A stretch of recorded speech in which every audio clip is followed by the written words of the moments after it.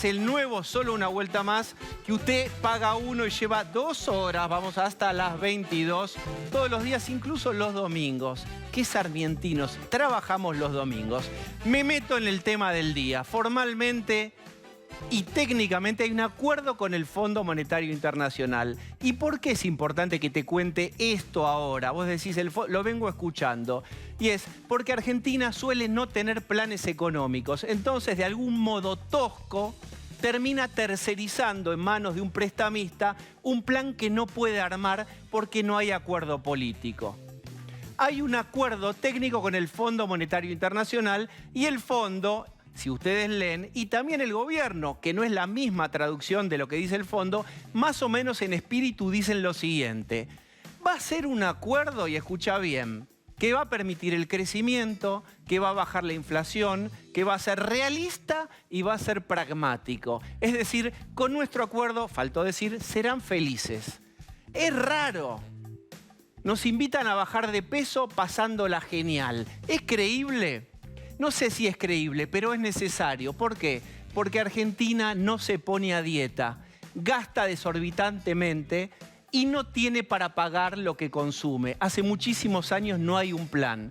Y empiezan entonces los endeudamientos encadenados. En pesos, en LELIQ, en dólares, le debo a este, le debo al otro. ¿Cuál es la mejor deuda? La cosa es que tenemos deuda. O se emite o se pide prestado. Este es un mal crónico de la República Argentina. Buenísimo, hay un acuerdo técnico, pero acordate, primero tiene que pasar por el Congreso y una vez que está firmadito y sellado por todo el Congreso, lo van a llevar al directorio del Fondo Monetario Internacional y ese board va a decir, sellado, acá hay un acuerdo. ¿Y qué se viene? Se viene la profunda incomodidad del partido peronista y del kirchnerismo. Ah, no son lo mismo. Bueno, van a jugar a que no son lo mismo y son lo mismo. Se viene un fenómeno llamado, yo lo llamo, la agenización estratégica. ¿Qué quiere decir? La patria es el otro, el ajuste es el otro.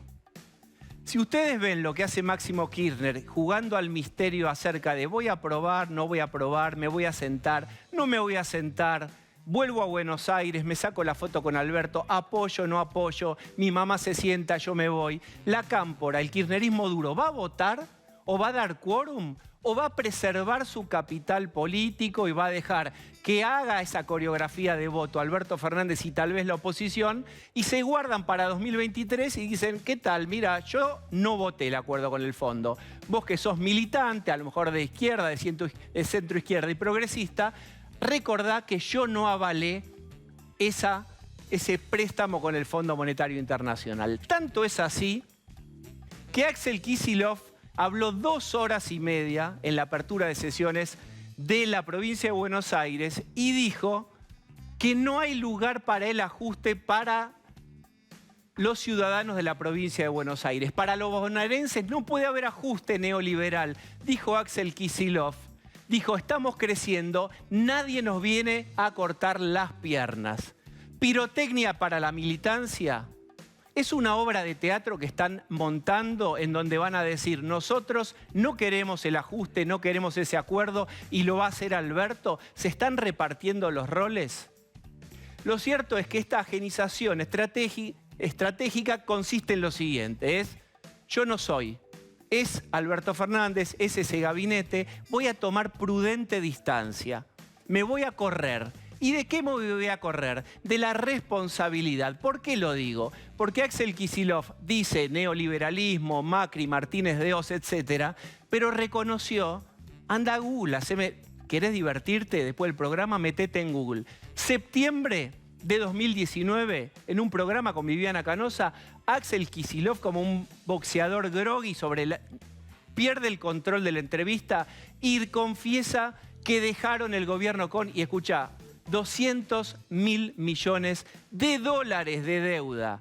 Te digo otra vez cuánto, 200.000 millones de dólares de deuda dejó el kirchnerismo. Ah, pero hay una deuda buena, hay una deuda mala, hay una deuda en pesos que no te condiciona, una deuda en dólares. Contame como quieras. El déficit era un agujero de este tamaño en el bote. Después, si lo hicieron bien, si lo hicieron mal. el gobierno de Mauricio Macri. Lo cierto es que este es un problema crónico. ¿Y qué vamos a ver ahora? Una coreografía de tironeo en quién vota y quién no vota este acuerdo con el Fondo Monetario. La patria es el otro, el endeudador es el otro, nunca es el propio partido kirchnerista. ¿Cómo lo van a resolver? Pronto lo veremos. Recuerden ustedes, así como Alberto Fernández apeló a la memoria colectiva y dijo, yo voy a reponer a aquel Néstor Kirchner, aquel primer kirchnerismo de Néstor Kirchner, yo voy a hacer, dijo, aquel primer gobierno y vamos a volver a lo mejor, a la mejor versión. Quizás ahora veamos en 2023 que la propuesta sea, volvamos a los mejores años de Cristina, porque esto de Alberto no fue kirchnerismo. ¿Quieren kirchnerismo puro? Nosotros somos los que proponemos. Y cierro con esta reflexión. No es progre y distributivo el que quiere, sino el que puede. Y la verdad es que aquellos tiempos de distribución no vuelven. No hay plata en la República Argentina. Acompáñenme, voy a presentar al equipo. Está con nosotros Cecilia Bufflet, ¿cómo estás? ¿Cómo le va? Pablo de León. ¿Cómo te va? Jessica Bossi. Buenas noches. Y el floreado amigo Osvaldo Bazán. ¿Cómo están? Buenas noches, ¿cómo están todos? Sin embargo, estoy escuchando una música. A ver, ahí vamos. ¡Epa! Último momento, está con nosotros Marcelo Bonelli. Marcelo, te escuchamos. Urgente, buenas noches. ¿Cómo está, Diego? Bueno. Bien, ¿cómo, Marcelo, cómo va todo? Bien.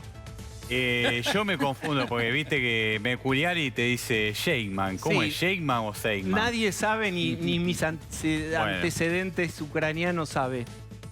Bueno, Bien. está bien. Está Marcelo, bien. ¿hay Esto es arreglo? noticia de último momento, me lo confirman varias fuentes, Diego. Ninguno de los dólares que huyen de Rusia estarían viniendo a la Argentina. Bien, no lloverán las inversiones rusas. Es inminente, en algún momento va a pasar. Hay mucha expectativa por este acuerdo con el fondo, un tira y afloje permanente. Como decías bien en tu editorial, en el kirchnerismo se están repartiendo los Rolex. Y dice Alberto Fernández que sin falta para el 9 de diciembre del año que viene se cierra este acuerdo. Está muy bien. Y ahí nacería el albertismo. Ahí Nace ahí. nacería... Nace ahí, es el Nace embarazo más largo del mundo. Arranca, ya Ahí arranca. arranca. Y como lo de Fabiola, más o menos. Está bien. Pero también me están escribiendo fuentes del ministro Martina Guzmán avisándome que Martina, tiene ganas de Martín. salir al aire con vos más tarde. Ah, Así que te pido que no me Bien. choreen los invitados, porque entre fantasmas no lo vamos a pisar la sábana. claro. Pero la economía argentina estaría tan destruida que Carolina Moroso se quiere quedar a vivir allá, en Ucrania. Sí, Así que no. suerte, Caro, y mandanos remesas, ¿eh? Tengo que aprovechar. Allá, con el quilombo y todo, no hay cepos, ¿viste? No hay las complicaciones que tenemos acá. Hasta verdad. luz tiene. Acá hace un poquito de calor, se corta en todos lados. Bueno, así estamos. Muy bien, ¿Qué Marcelo. vamos a hacer? Muchas Y gracias. finalmente, por tema tarifa, la Cámpora propuso que se subsidie la electricidad en los sectores más vulnerables, financiado con un impuesto al grupo electrógeno. Paralelamente, Carlos Heller ya trabaja en el proyecto para grabar la hornalla ociosa. La hornalla ociosa, no de ideas ni en forma de chiste, ¿eh? Porque acá hay gente anotando ideas. Yo tengo que tirar información. Vos me pedís información, yo te tiro lo que está circulando, Diego. ¿eh? Bueno, muy bien. Te Gracias, tiro lo mejor para Marcelo. arrancar con todo. Dame- Gracias, compra dólares, que está barato. Siempre está barato. El dólar, dice Kachanowski, eso, ¿no? Que No se agacha. toma- se agacha para... No baja, se tener agacha. impulso. Bueno, muy bien. ¿Qué sabemos de este acuerdo? Yo planteaba un problema para el peronismo / kirchnerismo que no está acostumbrado a servir un plato de la casa que se llama restricción, se llama ajuste. Te lo van a vender como una Maryland, así, con la crema y todo. Y la verdad es que algo de dieta va a haber seguro. Si no, no sería este plan que es tan resistido por el propio kirchnerismo, Máximo Kirchner, y sigue la firma. Si no fuera así, no habría tanta discusión para cerrar el acuerdo, no habría tanta discusión sobre cómo se redacta el acuerdo. Vos sabés que aunque conocimos los dos comunicados, Diego, chicos, conocimos los dos comunicados, pero el acuerdo, la carta de intención no está firmada todavía. Se está discutiendo parte de la traducción. ¿Por qué? Por parte de esta discusión política que tiene que ver con no enojar a nadie y sobre todo no enojar al kirchnerismo, no enojar a Cristina. Lo que quieren ahora, ¿qué es lo que falta redactar ahí?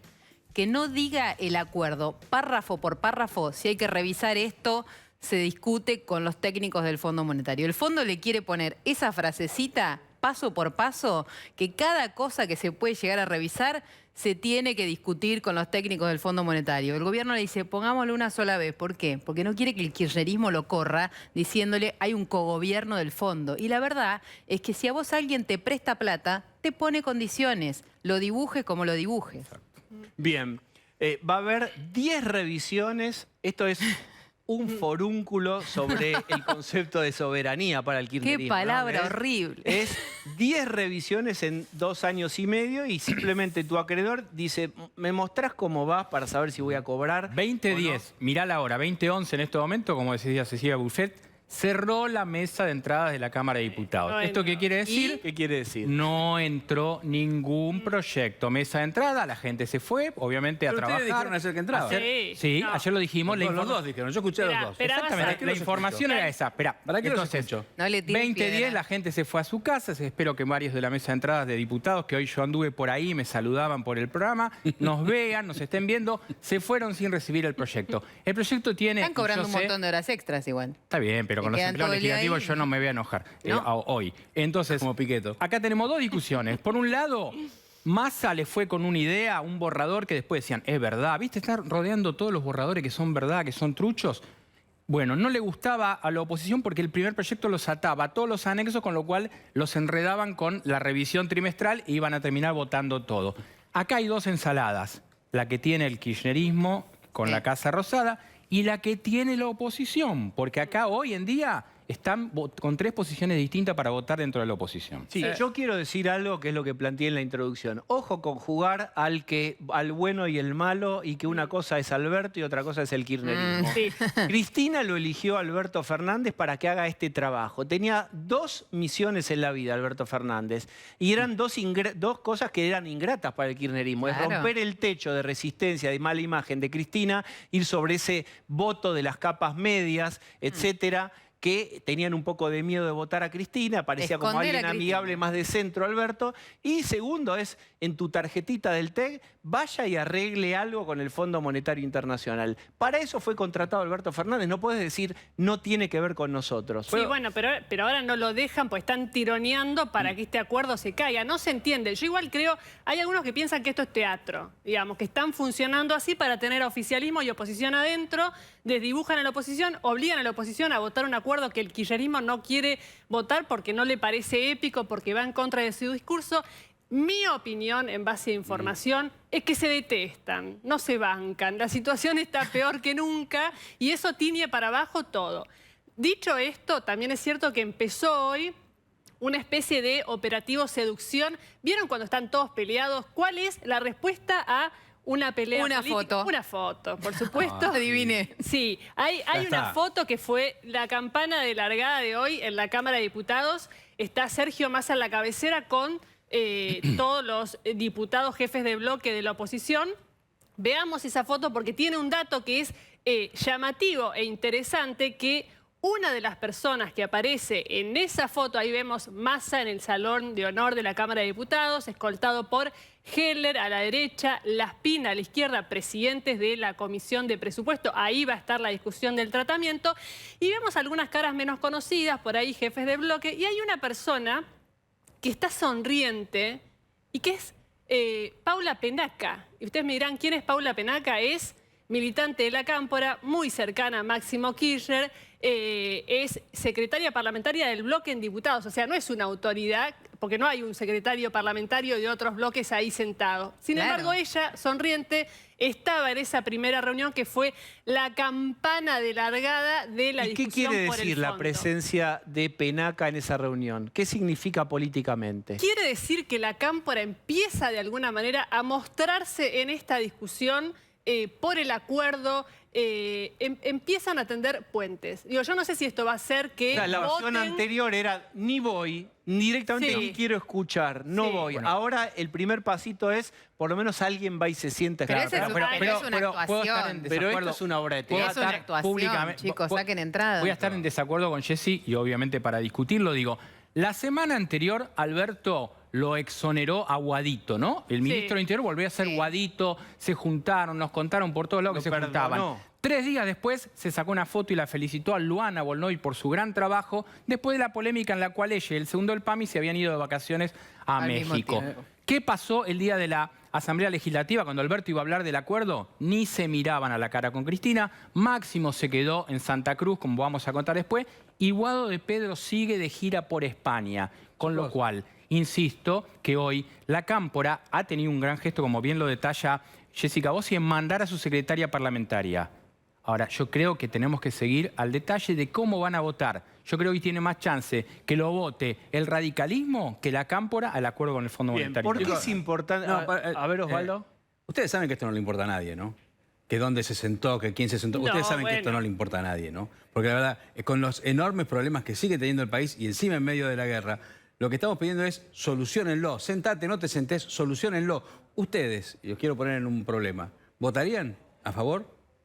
A ver, ¿qué votaría Osvaldo Bazán? Yo pregunté primero. No, Yo decí pregunté vos. primero. No, porque vos nos juzgaste Sí, a todos, sí, sí, levantaste el dedo Dedito, de la aprendí de Vladimir Alberto, Putin la de aprendí- camisa la aprendí de floreada, Alberto. invadiste. A ver, ¿qué votaría Osvaldo? Yo creo que es necesario tener un arreglo con el acuerdo, con un acuerdo con Por el con el sí. fondo. ¿Votás el sí? No, yo creo que es necesario tener un acuerdo Bueno, con el pero esa no es una Ah. opción, Osvaldo. No es una opción. Hoy tenés, o votás este acuerdo o vas al default. En marzo hay un vencimiento. Esa es la A o B. ¿Qué elegís? Yo quiero saber, el señor que me está proponiendo esto, ¿qué argumentos me da para que lo vote a favor?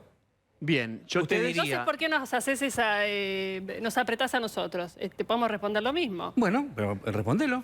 Bien, Sí, yo de todas les maneras- recuerdo, Ceci, Sí. Alberto Fernández, el día que anunció el acuerdo, le dio una nota, creo que fue a página 12, Sí. y dijo, creo que fue a Mario Weinfeld, y le dijo, si no hacíamos el arreglo el viernes, el lunes teníamos que decretar feriado Es cierto. cambiario. O sea, Bancario. acordate vos, cambiario y bancario, acordate vos que no la gobernabilidad no es solo manejar la calle, es manejar la corrida del dólar que te puede llevar puesto un gobierno. ¿Y vos qué pensás? Que si mañana el proyecto, ¿cuánto estaba? Decía Marcelo al principio, 204 al dólar, Sí. Ceci. El paralelo sí. El paralelo. ¿Vos te Bajó pensás que 15, si mañana 17? no aparece el acuerdo con el fondo, el texto, el dólar, ¿qué va a pasar, Ceci? ¿Va a seguir tranquilo? Si mañana no aparece el borrador. Yo creo que el mercado descuenta que va a haber un acuerdo con el fondo. De todas maneras, acá hay una trampa que ¿En está base a haciendo. qué, no? El mercado descuenta. A que el fondo también necesita que haya un Sí, pero hay que acuerdo, a que el, votarlo y contexto, no el está ni contexto y presentado. demás. Bueno, Espera, pará, no es que no hay que pero votarlo. quiero decir- no hay que votarlo, perdón. Eso no es una exigencia exacto. del fondo. Eso quería decir. No Lo es que dice exigencia del Osvaldo fondo. no es una exigencia del fondo. Y el gobierno le está haciendo una trampa a la oposición. No, A hay ver, una ¿por ley qué? que, no, hay una ley que se La votó puede el año derogar pasado. el La presidente. puede bueno, derogar, sí. Jessy. El La presidente tiene que tiene- votar, sí, está bien. Si la fuerza política de gobierno que propone el acuerdo con el fondo, que negoció el acuerdo con el fondo, que nunca le abrió el juego a la oposición, cada vez que un acuerdo, una negociación con el fondo, a la Argentina, en la Argentina los técnicos del fondo se reunieron con la CGT, con los empresarios, con la oposición. Eso no pasó por decisión del gobierno en esta oportunidad. Entonces ahora, si alguien tiene que asumir el costo político, quizás el gobierno. Bien, es el yo le quiero protagonista. recordar algo, Ceci. ¿Cuántos años gobernó después de cuando asumió en 2003 con los superpoderes? Néstor, Cristina. Las partidas salían a dedo, no se pasaba nada de ese estilo por el Congreso. La paradoja es que salió el tiro por la culata Alberto Fernández, que dijo, yo no quiero ser como Macri y el resto de los presidentes anteriores que cuando hicieron arreglos con el fondo lo hicieron con un decreto. Como yo me voy a presentar en sociedad como el demócrata, pero además quiero atar, yo lo decía ayer, quiero anudar a toda la clase política a esta mala noticia que es el ajuste que vendrá. Te guste o no, sí, algo de ajuste va a haber con el acuerdo del fondo. Digo, quiero que pase por el Congreso. Lo que nunca sospechó Alberto Fernández es que su propio partido se le está dando vuelta. Sí, pero acá hay una discusión que parece que hay que poner el foco ahí, es que todos están viendo no pagar un costo. Alberto no quiere pagar un Claro. costo, la oposición no quiere pagar un costo, Cristina no quiere pagar un costo, y en el medio estamos nosotros y está el fantasmita del default, que es terrible. Y está Que bien, pero nadie Alberto, se ¿sabes quiere lo que hizo hacer cargo de eso. Alberto? El 1 de marzo que lo analizamos Alberto tenía la posibilidad de dar un discurso que a priori parecía un discurso moderado, con su sello, te decían sus asesores, vos los nombrabas el otro día, Foster, Grimson, los que le ayudaron, un discurso bien de Alberto, del Alberto del 2019. Y en cuanto pudo, sabiendo que el PRO se iba a levantar y se iba a ir si los provocaban, le tiró el tema del juicio contra los que firmaron el acuerdo del fondo y rompió. ¿Para qué? Para agradar a Cristina y al kirchnerismo. Y acá aparece un dato que vos dijiste que para mí no hay que dejar pasar y también de discutir, que es la oposición ve una trampa. Y acá aparece la discusión. Por eso Macri, que contábamos la reunión en la casa de Macri, Macri está durísimo. Macri está durísimo y cuando en algún momento tenía duda, Osvaldo, vos lo planteabas y te lo decía Jessica, cuando planteaba la discusión de que lo votamos, damos quórum, pero lo votamos, nos abstenemos, no. Hoy Macri está cerca y economistas muy importantes del PRO están diciendo que no. ¿Por qué? Porque dicen que si no estalla ahora el tema, al próximo gobierno le estalla toda la deuda y Sí. todos los compromisos. Bien, Ceci, ¿qué sabemos del acuerdo? ¿Qué dice? ¿Cuáles son los puntos que están de conocimiento ahora? Mira, vamos a resaltar algunos de los capítulos de lo que dice hoy el comunicado oficial que mandaron tanto el Fondo Monetario como el gobierno. A ver si me ayudás ahí con la lectura. Ya sabés que yo el no programa, llego. esto es un club solidario, como yo veo mal de ¿Querés que cerca te y lea? ella va Dale. mal de lejos, y entonces Estoy más vamos por la Osvaldo vida. tiene larga vista. El programa busca abordar de manera duradera la alta inflación persistente a través de una estrategia múltiple que involucra una reducción del financiamiento monetario del déficit fiscal y un nuevo marco para la implementación de la política monetaria para generar tasas de interés reales positivas. Hasta ahí. Ahí estamos. Mira, Bien. ahí. ¿Qué dice? Fondo Monetario le da a la derecha a Guzmán algo que también querían poner letra. La inflación es multicausal. Ahora, ¿sabés qué? Cuando dice cómo se resuelve, dice solo de manera monetaria. Chicos, hay que apagar la maquinita, hay que subir la tasa de interés y a otra cosa mariposa. Basta de dar vuelta con esto de la multicausalidad de la inflación. Bien, recuerden ustedes que la promesa de Alberto Fernández en campaña fue no vaya la plata para las LELIC, tiene que ir para los jubilados. Cuando vos subís la tasa, bueno, también el crédito es más difícil, absorbes pesos, pero ¿qué pasa? Si vos sos una pyme, una empresa pequeña, mediana o grande y querés pedir un préstamo, eso es muchísimo más caro. Este Vamos es a el la otra. problema. Otra. Mira la otra, a ver. A ver, Vos lees, dale. bueno. Esto se Es un- basará en un conjunto equilibrado de De- políticas de ingresos con énfasis en La Progre- progresividad, la Progresividad. eficiencia y el cumplimiento tributario, al igual que políticas Ahí de está, gastos. ahí está. Bueno, ¿Sabés qué? o sea, no es una dieta donde la pasás bárbaro, según Cuando leo dice ahí. política de ingresos, el Fondo Monetario, ¿sabes qué es? Impuestos. Un eufemismo para decir impuestos, la tuya. señores. Impuestos. Básicamente cambiando la progresividad, fijándose que paguen más lo que tienen más y menos lo que tienen menos, pero básicamente lo que dice esa carta es más impuestos. Ahora, ¿por qué no le da precisión? Porque No. no deja de ser un título eso, abierto. Porque esto es solamente un comunicado. De hecho, este comunicado dice que está firmado por los técnicos del fondo. No dice que está firmado por Ilan Golfahim, que es el director para el Conosur, para América, para el hemisferio occidente del Fondo Monetario, que es quien tiene que ponerle la firma, quien es quien tiene que ponerle el gancho. ¿Por qué? Porque la letra final de eso, en inglés y en español, traducido y de acuerdo a las dos partes en lo que dice, todavía no está. Pero ¿cómo todavía no está? ¿Y si ¿qué van a mandar al Congreso entonces? Bueno, en el Congreso hoy Massa presentó un proyecto y ya están cambiando los artículos. O sea que no hay proyecto, no hay acuerdo, o no. Todo infantil. Estamos de acuerdo que no hay nada. Estamos Hasta de ahora no hay acuerdo en nada. que a todo le falta una puntada. Bien, Por ahí vayan, a ver, es- no vayan, entiendo una termínenlo cosa. y vuelvan. Me permiten Sí. algo. No entiendo lo siguiente. Hay un acuerdo técnico con el Fondo Monetario. Ahora va a pasar por el Congreso. ¿El Congreso tiene la potestad de cambiar los artículos No. que ya fueron aprobados por los No. técnicos No, del Fondo? No. el proyecto tiene, lo que mostró hoy Massa, tiene 3 artículos que son, 2 son de forma y uno es autorízase la refinanciación de deuda y los anexos. El problema son los anexos, que es, el anexo es el plan económico que acompaña el proyecto. La oposición que dice, separame el artículo, por lo menos para votar ese artículo del anexo en contra o abstenerme y votarte en general. La oposición, hay un sector que lo vota con las dos manos al acuerdo con el fondo, ¿eh? Ojo con eso también. Si no se le hace fácil el gobierno. Claro, o Si sea, está todo el acepta, paquete completo, ¿también vota con las dos manos? No, No, por eso claro. están pidiendo, Claro. por favor... aceptan la financiación, ahora acepto que te pongas a refinanciarlo. Sí, quiere decir. eso. Pero no me vas a decir qué cosas vas a aceptar y yo tengo que Bien, aceptar. pero Massa, Claro. ante eso, lo que dijo en estas horas, en las últimas horas, fue decir, bueno, les voy a cambiar eso y voy a hacer para que me lo voten. Pero volvemos a lo que contaba antes Cecilia. Las dudas son porque no aparece la letra, no aparece la Yo letra de Yo nada. quiero si vos recién Sí. llegás y te sumás a la sala de cine recién, ¿de qué estamos hablando? De algo que parece lejano y abstracto, pero en cada artículo a lo mejor van a tocar un impuesto que va a afectar tu bolsillo, van a afectar las tasas de interés. Es decir, hay un montón de elementos que parecen lejanos, como del mundo de la televisión y la política, que van a ir directamente sobre la vida cotidiana. Por eso es importante enterarse y saber qué es lo que están firmando ahí. Es un plan, y un plan para hacer gimnasia y abdominales. ¿Te gusta hacer abdominales? Parece que va a haber que hacer. Sí, Claro. y fíjate este dato para ver cómo está la Argentina. Dejo caer una cifra. 65.000 pesos. ¿Sos rico en Argentina? ¿Qué quiere decir 65.000 pesos? Con 65.000 pesos empieza a contarse en la Argentina el 30% de las personas con mayores ingresos.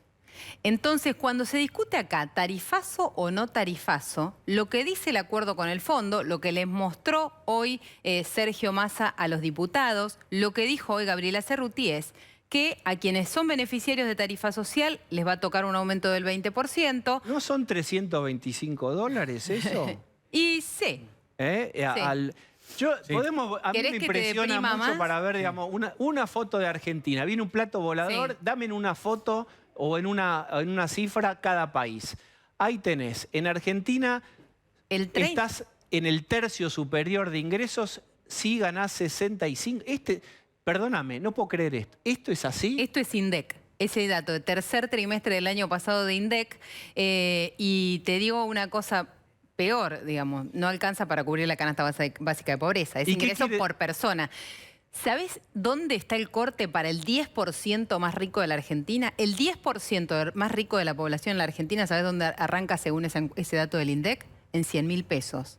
Entonces, a esa población, vos, según lo que explicó hoy Gabriela Cerruti, le vas a subir 200% de las tarifas. Ojo, porque no es tarifazo, dijo el presidente, pero yo no sé si una familia que tiene que vivir con 100.000 pesos, ¿cómo se banca un aumento de 200% de la luz? Pero de la- atención, y de la- que y no del se gas? sabe si la segmentación que está decidida va a ser por barrio o por ingreso. Hay una cuestión Me parece del que ahí ENRE. va a ser por Sí. barrio. No, por hay una ahora. cuestión del ENRE que son 450.000 personas que viven en algunos lugares, que esto es lo que hizo el ENRE, acordémonos, acá energía es el kirchnerismo y economía es Martín Guzmán, que sería Alberto. El ENRE, que es el kirchnerismo, tiene la cuestión de segmentada sobre 450.000 personas que viven en Recoleta, Villa Devoto, Cantris, Pilar y todo eso, que son los objetos del mal para el kirchnerismo. Bueno, pero ¿Alguien cree de los que vayan a firmar el acuerdo de un lado y del otro que se va a cumplir?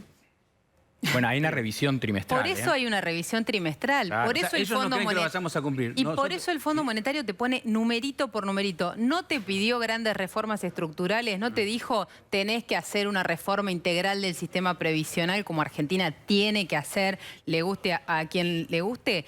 Lo que hace es decirte, vos podés tener este déficit este año, este déficit el año que viene, este otro el año siguiente y así.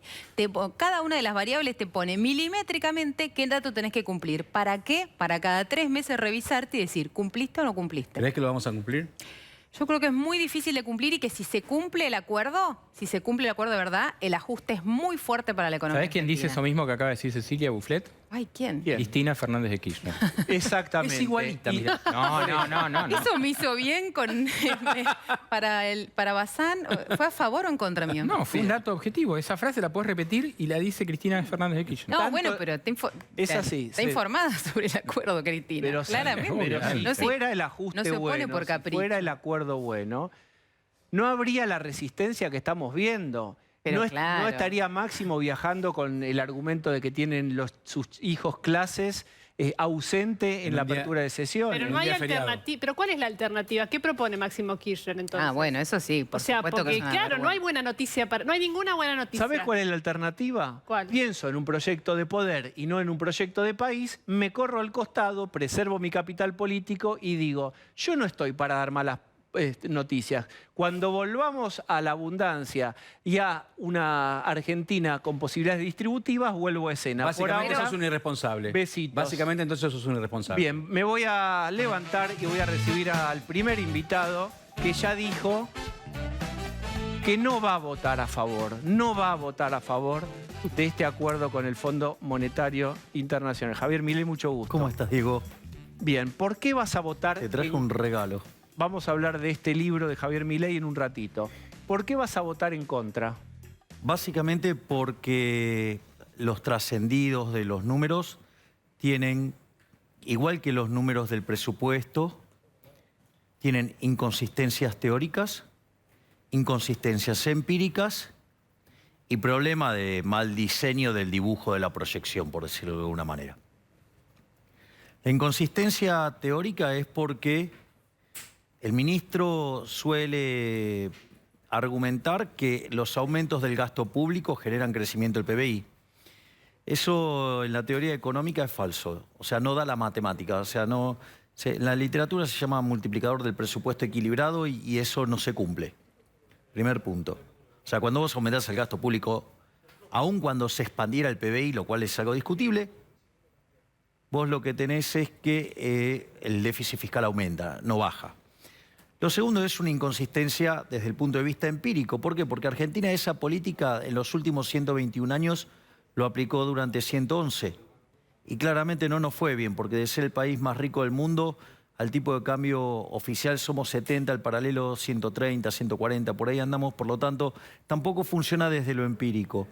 Y otro tema que también es grave es que el dibujo está mal hecho. Es decir, las proyecciones tienen algo de arte siempre, pero vos tenés algunas reglas para proyectar. O sea, vos no podés hacer cualquier cosa. En general, la gente no lo sabe y algunos economistas tampoco, pero la proyección tiene un carácter infinito, por decirlo de alguna manera. Entonces vos proyectás los primeros años y después haces una inducción hacia el infinito de cómo va a funcionar eso.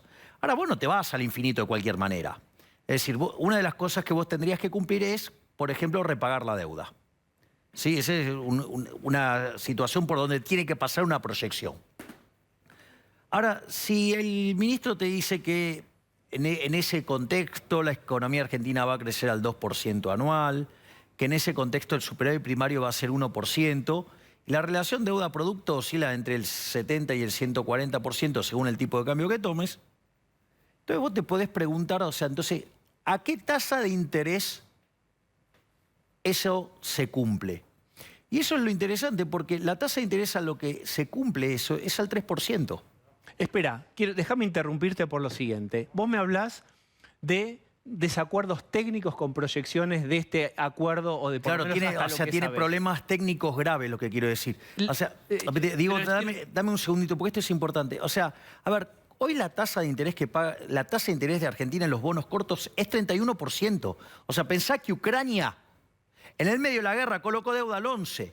Nosotros tenemos 31. Si tomo el promedio, me da 25. Y si tomo el riesgo país histórico, tengo una tasa que oscila entre el 8 y el 10%. O sea, lo que quiero decir Déjame es que... interrumpirte groseramente, pero para decirte esto, déjame jugar a una idea, y es, como estamos en un sentido peor que Ucrania desde la economía, hace falta, te podría decir alguien, incluso de la oposición, responsabilidad institucional, no es mi pensamiento necesariamente. Yo me imagino que te pueden decir, responsabilidad institucional porque Argentina puede estar aún peor sin acuerdo. A ver, esa es la discusión que emerge de esto. Es, ¿qué es lo que propone cada espacio, cada espectro ideológico o de lo que vos quieras definir adentro del Congreso? Yo te diría que hay una posición que es la del kirchnerismo y de la izquierda irracional que hay en Argentina, que es, bueno, defaulteamos. Si vos defaulteás, la consecuencia ¿cuál es? Que el precio de los bonos se destruye, la tasa de interés se va a la estratosfera, o sea, el riesgo país es gigante, eso te destruye la inversión, te descoordina el mercado de bienes, te cae la actividad, te cae el empleo, te empeoran los salarios reales y tenés una explosión de pobres e indigentes. Además, en un contexto donde tenés un desequilibrio monetario que es peor que el Rodrigazo, pero a partir de 10 veces más de pobres. O sea, estamos hablando de un despiole social monstruoso y que en ese despiole social monstruoso vas a estar con una crisis política peor que la del 2001-2002. Recordemos que en el 2001-2002, o sea, si un político salía a la calle lo linchaban, con el que se vayan todos. Ese es el contexto de lo que, sin darse cuenta y en la irracionalidad que manejan, es lo que piensa la izquierda y el kirchnerismo. Ahora, después, por otro lado, está digamos, o sea, los que son casta más conscientes que los irracionales, o más brutos, por decirlo de alguna manera. Entonces ellos saben que frente a ese escenario de desastre, la casta política es barrida y se le termina la fiesta, se les termina la joda. Entonces, ¿cuál es lo que te propone el ala dialoguista del gobierno y Juntos por el Cambio? Es espantarte con el default, decirte que el default es una monstruosidad y que hay que acordar como sea. Y acordar como sea no es cualquier cosa para ellos. Porque vos tenés un desequilibrio y vos lo tenés que ajustar, o sea, tenés que hacer el ajuste para alcanzar o corregir ese desequilibrio. Eso implica poner las cuentas fiscales en orden. Ahora, ¿qué es lo que propone? Y con lo que está... Porque hubo comentarios muy, muy inteligentes en tu mesa. Cuando dice... ¿Querés decir de quién? Porque ellos piden aumento después. No, bueno, no, pero yo creo que lo dijo Pablo y creo que lo dijo Jessica, que, por ejemplo, los radicales están contentos con esto. ¿Por qué? Porque en el fondo, vos fijate la inmoralidad de lo que manda Guzmán, que vos tenés que hacer un ajuste, estás al borde del abismo, entonces le mandan el ajuste al sector privado, pero aumentando la fiesta de la política, aumentando la joda de la política. Yo quiero entender, más allá de las es decir, lo que estoy diciendo es lo que vos decís es, yo no voy a acompañar un plan en donde la política no se reduce a cero. Claro, me estás expoliando mi posición, que es contraria a todos estos impresentables e inmorales.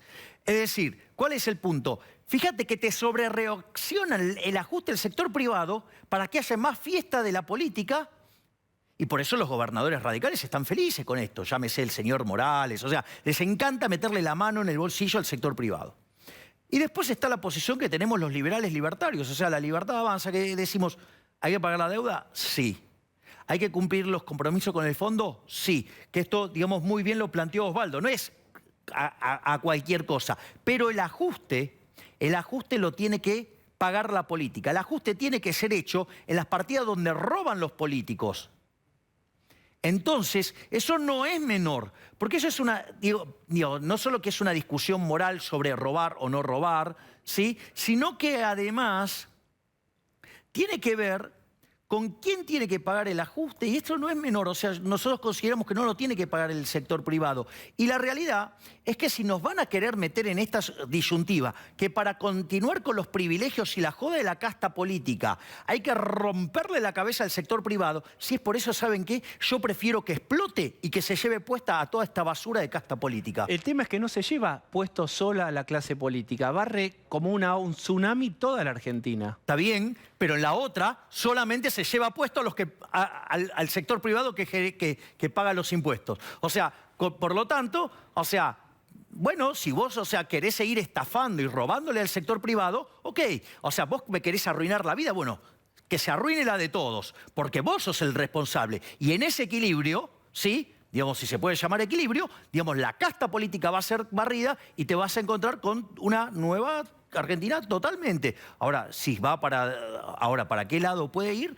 No lo sabemos. Obviamente que nosotros estamos construyendo una alternativa, digamos, claramente. Bien, votan en contra entonces, clarísimo. Absolutamente. Salvo que me digas que van a meter un ajuste en el gasto público, o sea, van a cortar con los robos de la política. Bien, pero por ejemplo, alguien de Juntos por el Cambio conversó con vos de proponer la inclusión de algún artículo, alguna modificación. ¿Estás propositivo para eso? No, yo tengo mis propuestas y cómo se hace el ajuste, pero ninguno lo quiere hacer porque todos roban desde ahí. Bien, 2,5 de déficit es como la dieta, las calorías que tenés permitidas o no. 2,5 es para este año, 1,9 el año que viene, 0,9. ¿Es una dieta muy estricta y cumplible el déficit fiscal que tiene que cumplir la Argentina? ¿Se puede hacer esa dieta o es imposible? A ver, pensá que esto te lo está proponiendo el gobierno en términos de déficit primario. Y vos para pagar la deuda tenés que tener superávit primario. Tendrías que tener un superávit de 3 puntos del PBI por lo menos para pagar la deuda. De hecho, es un ajuste absolutamente insuficiente para alcanzar la solvencia de la economía y para resolver los problemas. Y de vuelta, además, lo carga todo sobre el sector privado, nada sobre la política. Entonces, no puede ser. Es decir, acá el problema son los parásitos de la política, no los que generan riqueza. Entonces, si vos seguís castigando al que genera riqueza para favorecer a los ladrones de la política, no, bueno, esto no funciona. Entonces, si vamos a seguir con ese sistema parasitario, ¿sí? Y que además a la postre tiene destino castrochavista, ya sea a la velocidad supersónica que propone la izquierda, a la velocidad de un Fórmula 1, que es lo que propone el kirchnerismo, o a la velocidad de tortuga embarazada, que es lo que propone, digamos, Juntos por el Cambio, pero todo ese tiene el mismo sentido, ¿sí? En la misma dirección del modelo castrochavista, solamente difieren los modos y en la velocidad, pues, que estalle, que, digamos, o sea, porque no puede ser que estalle. ¿Que estalle qué? Que estalle, digamos, la economía, sí, que estalle, y que se lleve puesta a toda la casta política repugnante, asquerosa que tenemos, que vive robándonos el futuro. Voy de vuelta a ver si podemos entenderlo de otra manera. Yo te decía, mirá que si explota la clase política, explota todo.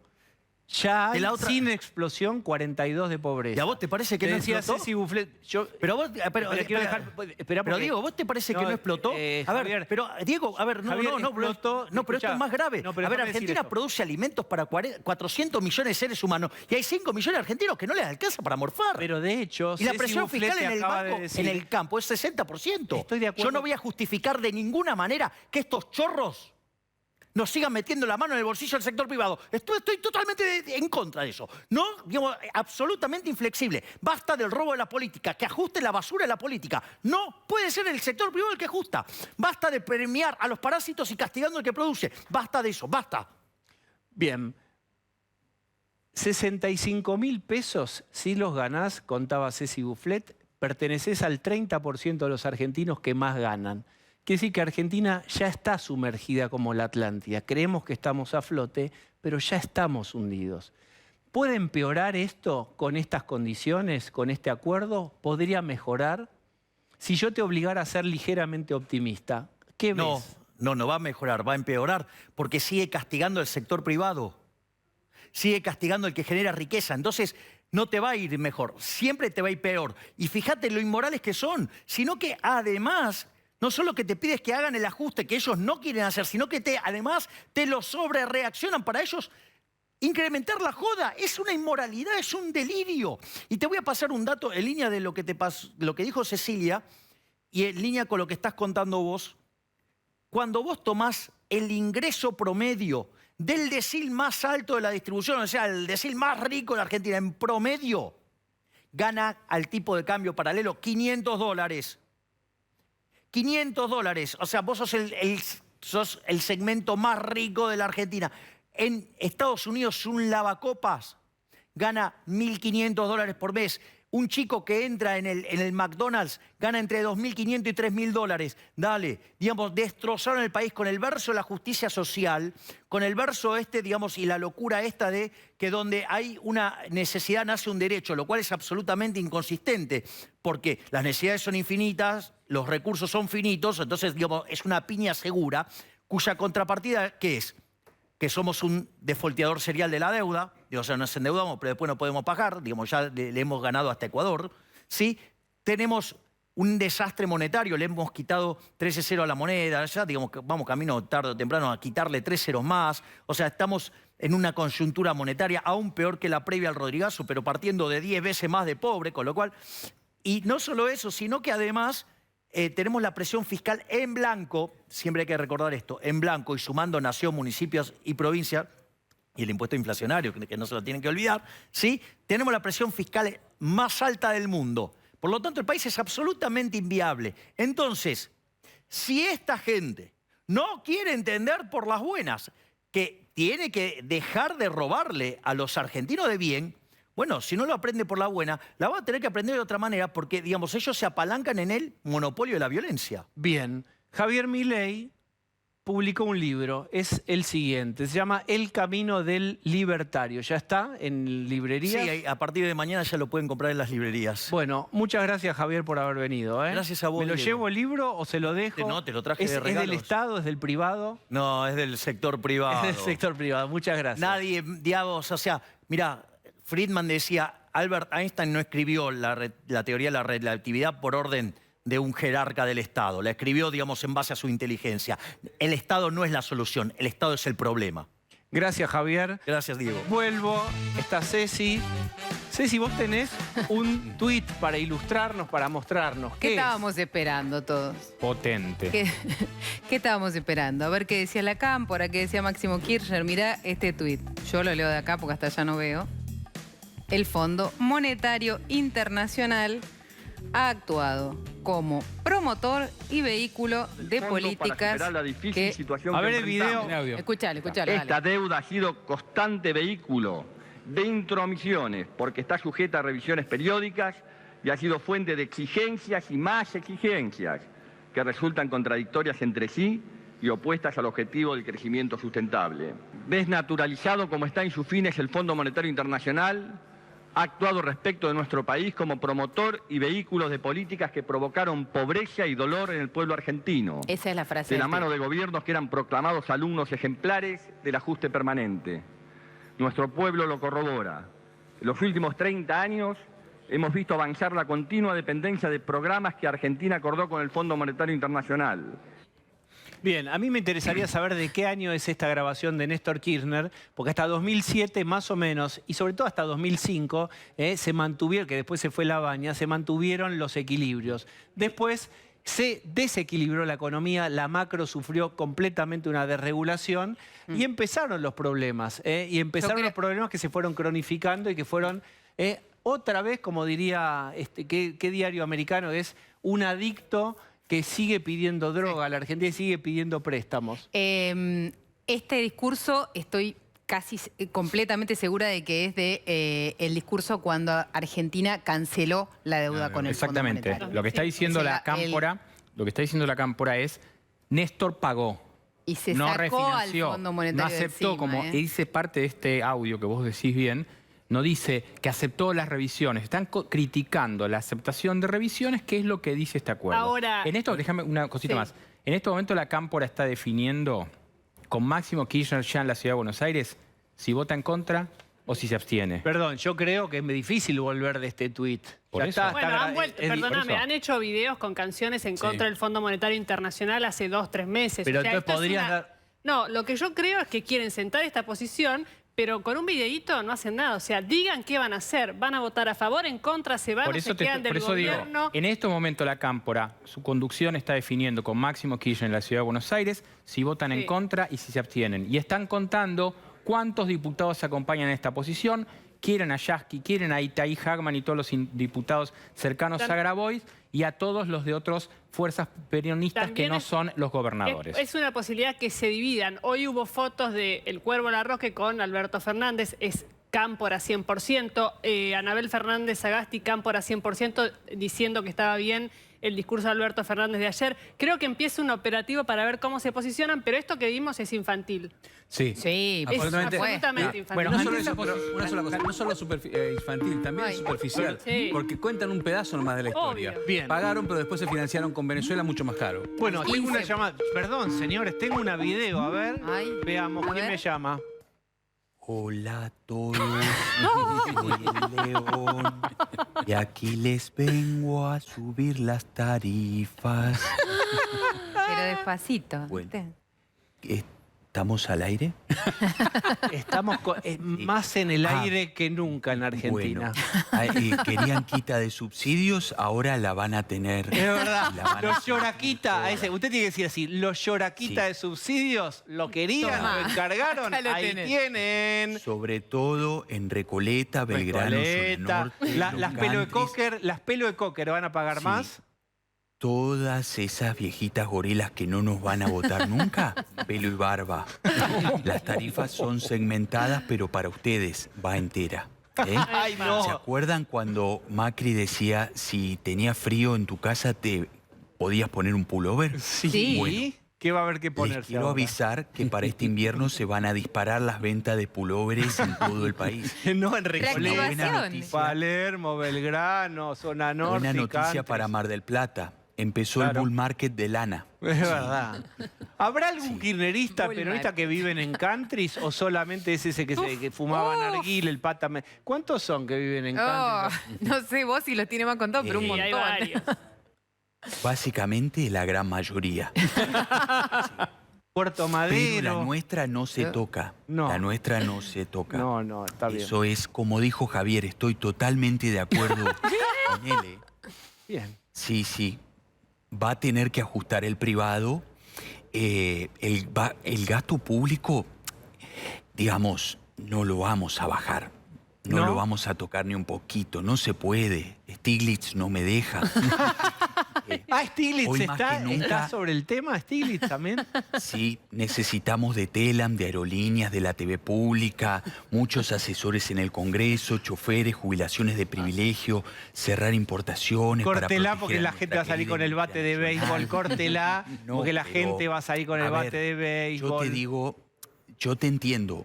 Diego, quiero que... Mírame a los ojos, por favor. Yo soy liberal, pero Basualdo no me deja.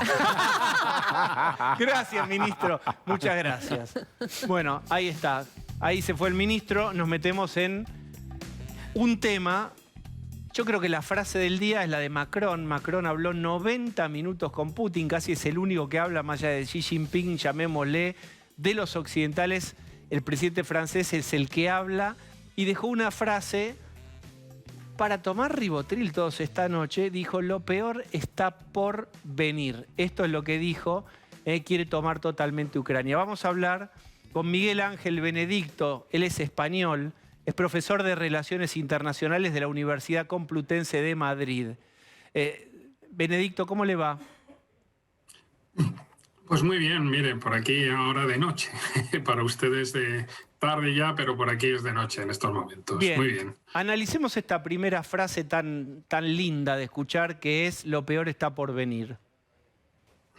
Bueno, pues la verdad es que da miedo, ¿no? La verdad es que nos han encendido todas las alarmas. Ya el señor Borrell el otro día nos las encendió, el ministro de Exteriores de la Unión Europea, y el señor Macron, bueno, pues parece que nos las ha vuelto a encender todavía más, ¿no? Parece que va a haber una destrucción, ¿no? Mucho más allá de Ucrania, y que Putin está dispuesto a tomar todo el país, ¿no? No se va a conformar con la parte rusófona, digamos, sino que va a ir más allá, incluso a Kiev.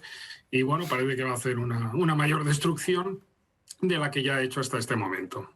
O sea, empieza a formarse la idea de que ya Putin no se detendrá y que va literalmente por toda Ucrania.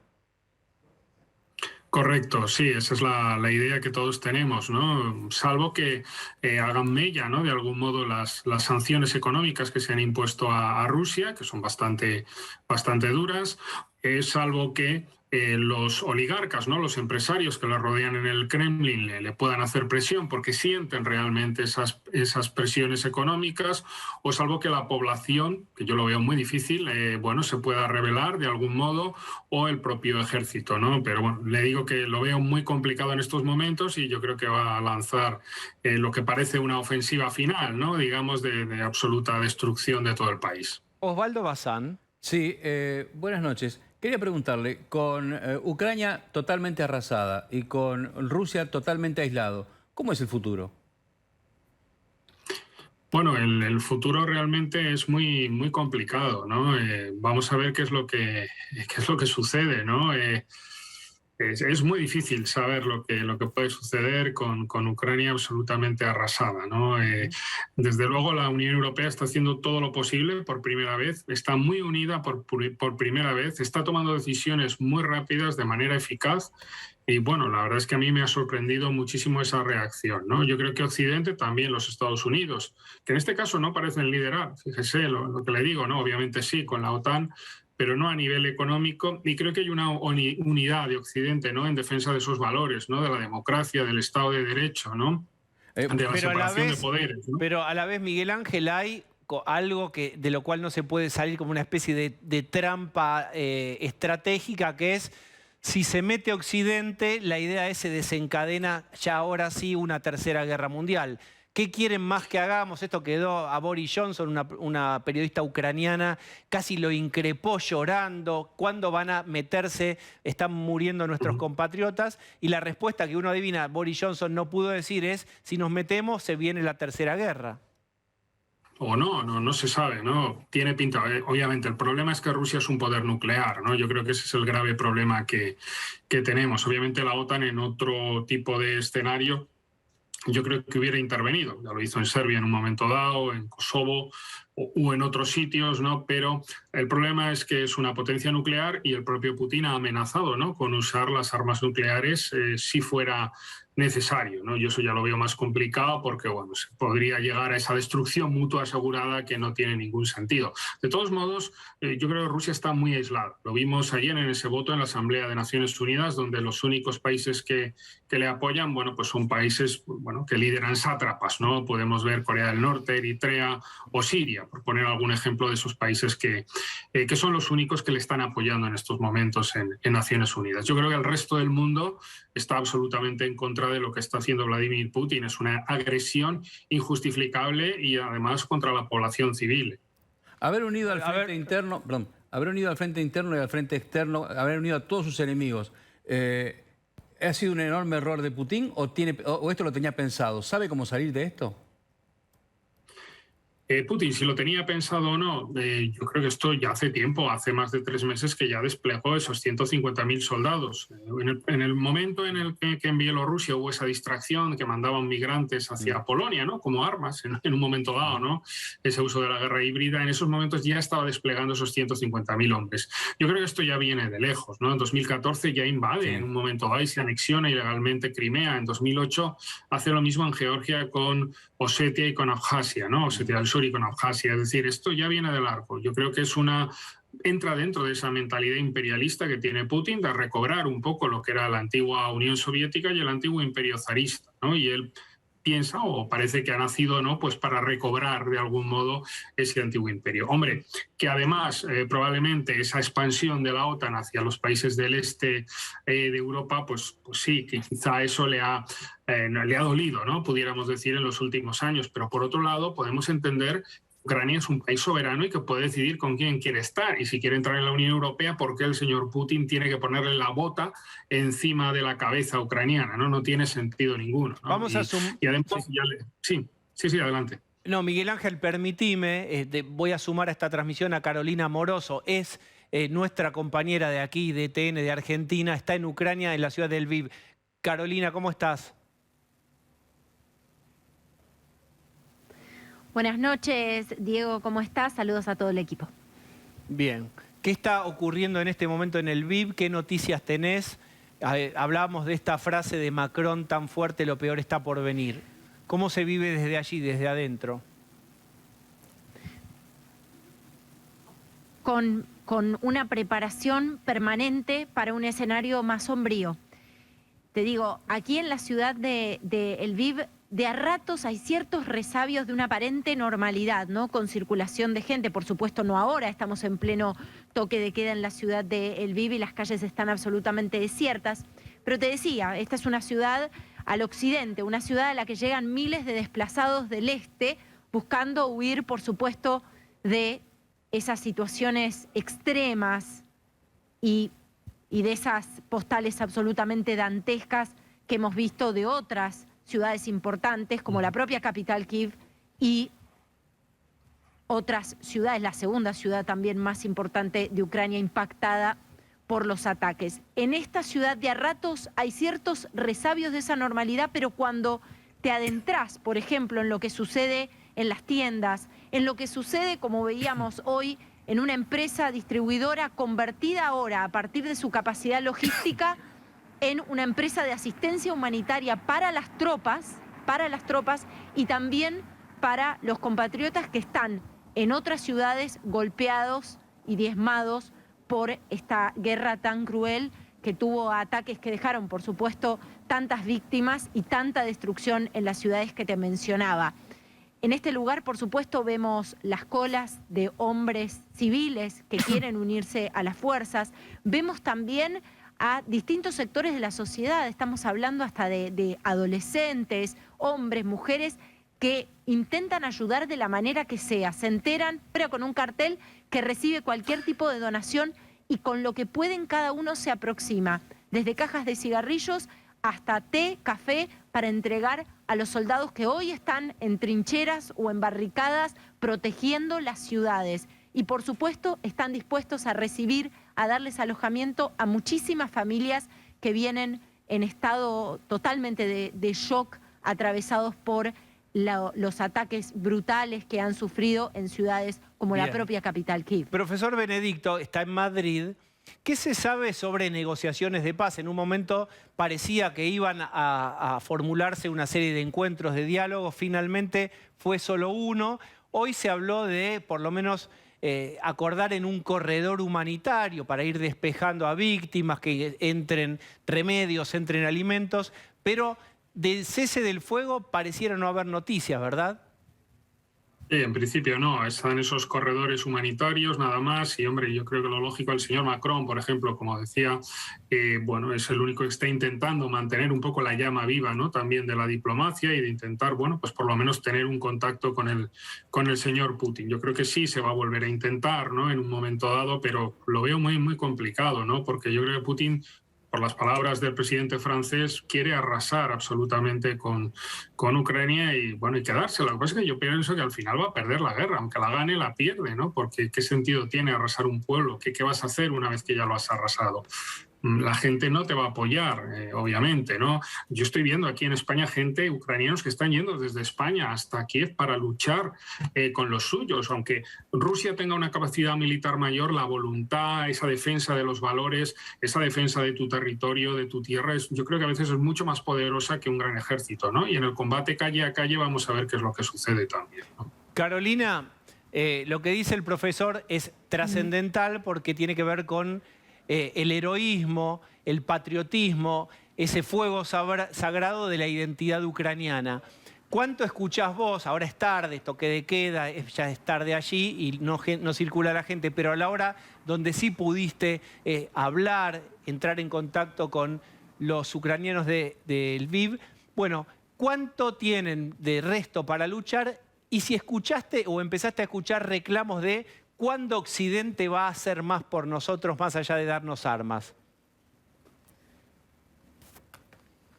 Mira, recuerdo que ayer lo conversábamos aquí y lo quiero repetir. Si hay algo que extraería para titular, al menos los días que pude pasar aquí en Lviv, tiene que ver con ese espíritu, con ese imponderable quizás para la estrategia rusa, que es la confianza que tienen los ucranianos en su resistencia. Y al respecto solo te cito un ejemplo. Hablaba justamente con uno de los jóvenes en el centro de acopio, dueño de esta empresa distribuidora, es decir, una persona con recursos para haberse ido en instancias anteriores y con recursos para irse. Me repitió, tengo posibilidades de irme.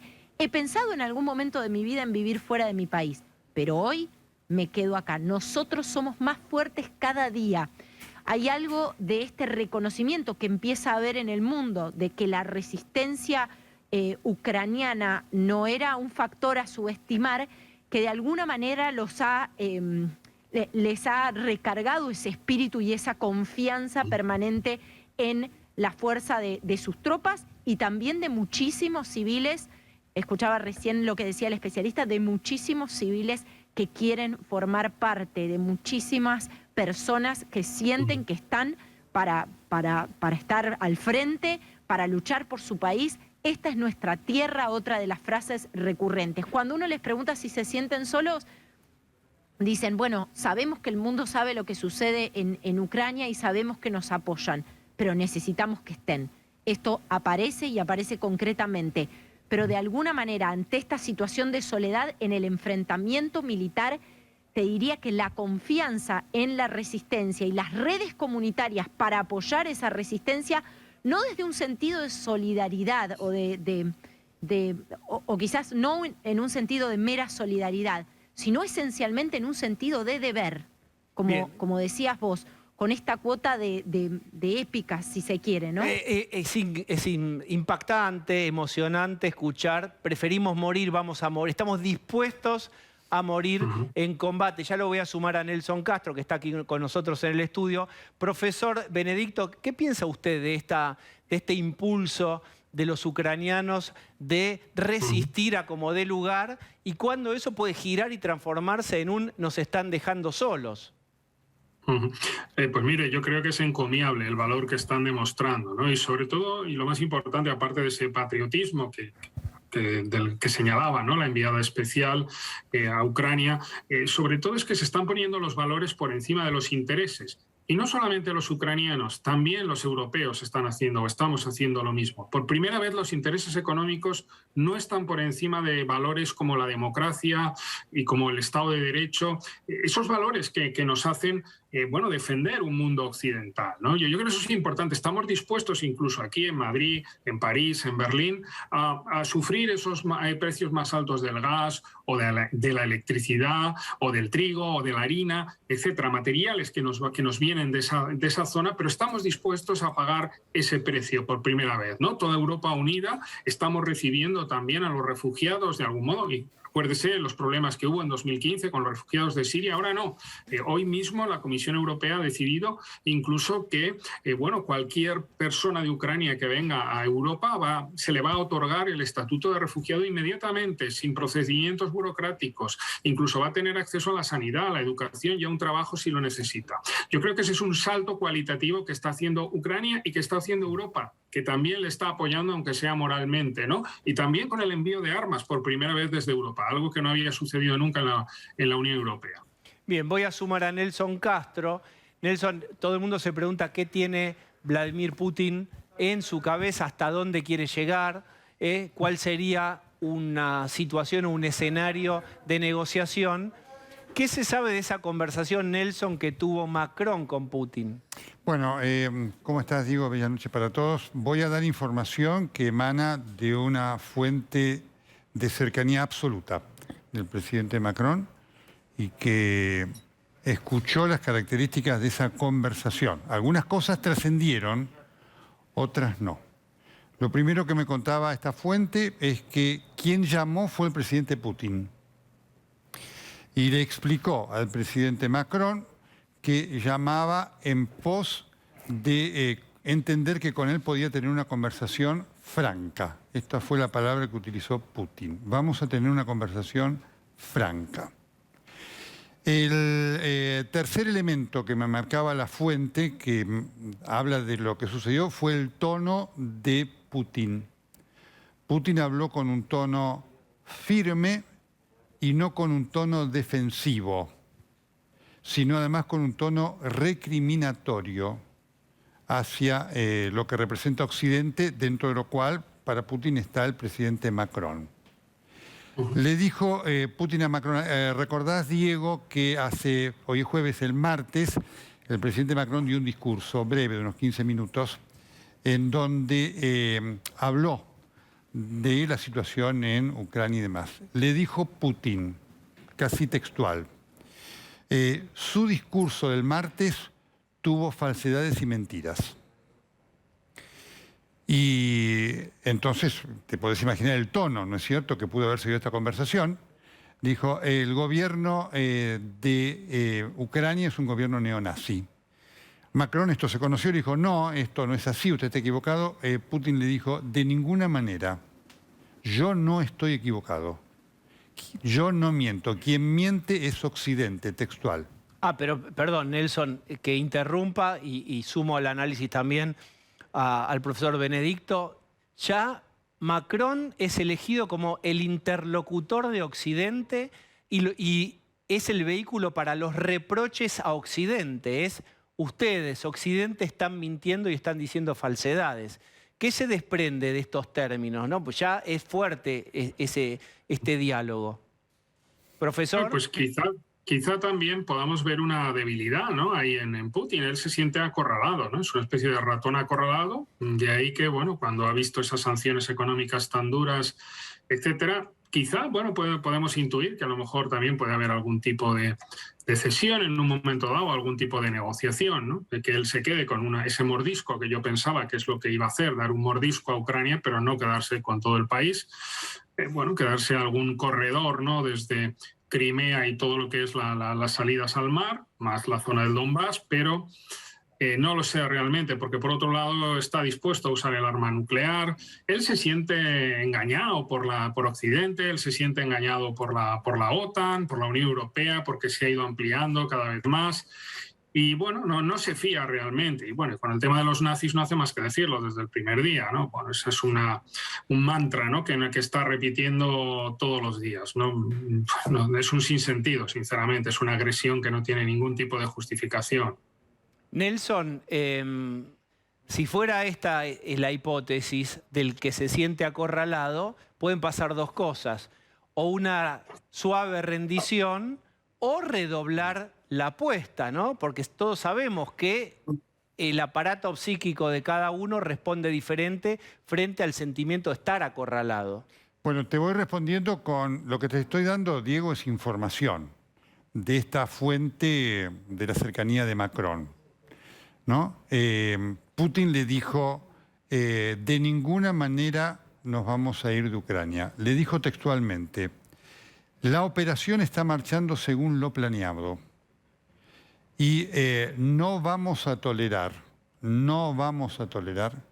ninguna injerencia de un gobierno en Ucrania que ponga en peligro a nuestro gobierno. Por lo tanto, dijo Putin, no hay ninguna posibilidad de negociación. Nuestro objetivo es que este gobierno de Ucrania cese y que haya en Ucrania un gobierno que nos dé seguridad. Dijo, o sea, Nelson, el llamado, es decir, ¿para qué llamó? Vamos a reconstruir esto, parece como de la vida cotidiana, ¿por qué quién llama a quién y qué significa? Es decir, llamó para contar o para explicitarle a Macron, en nombre de Occidente, cuáles son las intenciones y cuál es su plan y que no está dispuesto a ceder. ¿Es este el mensaje? Efectivamente. Y que obviamente por eso dijo, este plan está saliendo según lo anticipado, lo estudiado, y vamos a ir hasta el final. Esto es importante para entender, lo estaba explicando también Carolina, el profesor, lo de hoy. Hoy solamente es un salvoconducto para que salga la gente. Es decir, la intención de Putin es que haya un gobierno que le responda y que Rusia tenga esa seguridad emanando de toda Ucrania, no de una zona determinada, sino de toda Ucrania. Dijo Putin, para corroborar esto en un discurso hoy en Moscú, Rusia y Ucrania deben volver a ser un pueblo único. Nelson, muchísimas gracias. Es un aporte fantástico, durísimo lo que contás de tu fuente y pone un poco en evidencia la situación o qué es lo que está pensando Putin y qué es lo que le comunicó a Macron para que Macron se dé vuelta y le comunique a todo Occidente. Caro, ¿cuál es tu impresión sobre esto que charlamos tan intenso con Nelson Castro, con el profesor Benedicto, a quien ya saludamos y que le agradecemos desde Madrid? ¿Cuál es tu impresión y tu jornada, ¿no? de que ya es tarde allí en el VIV?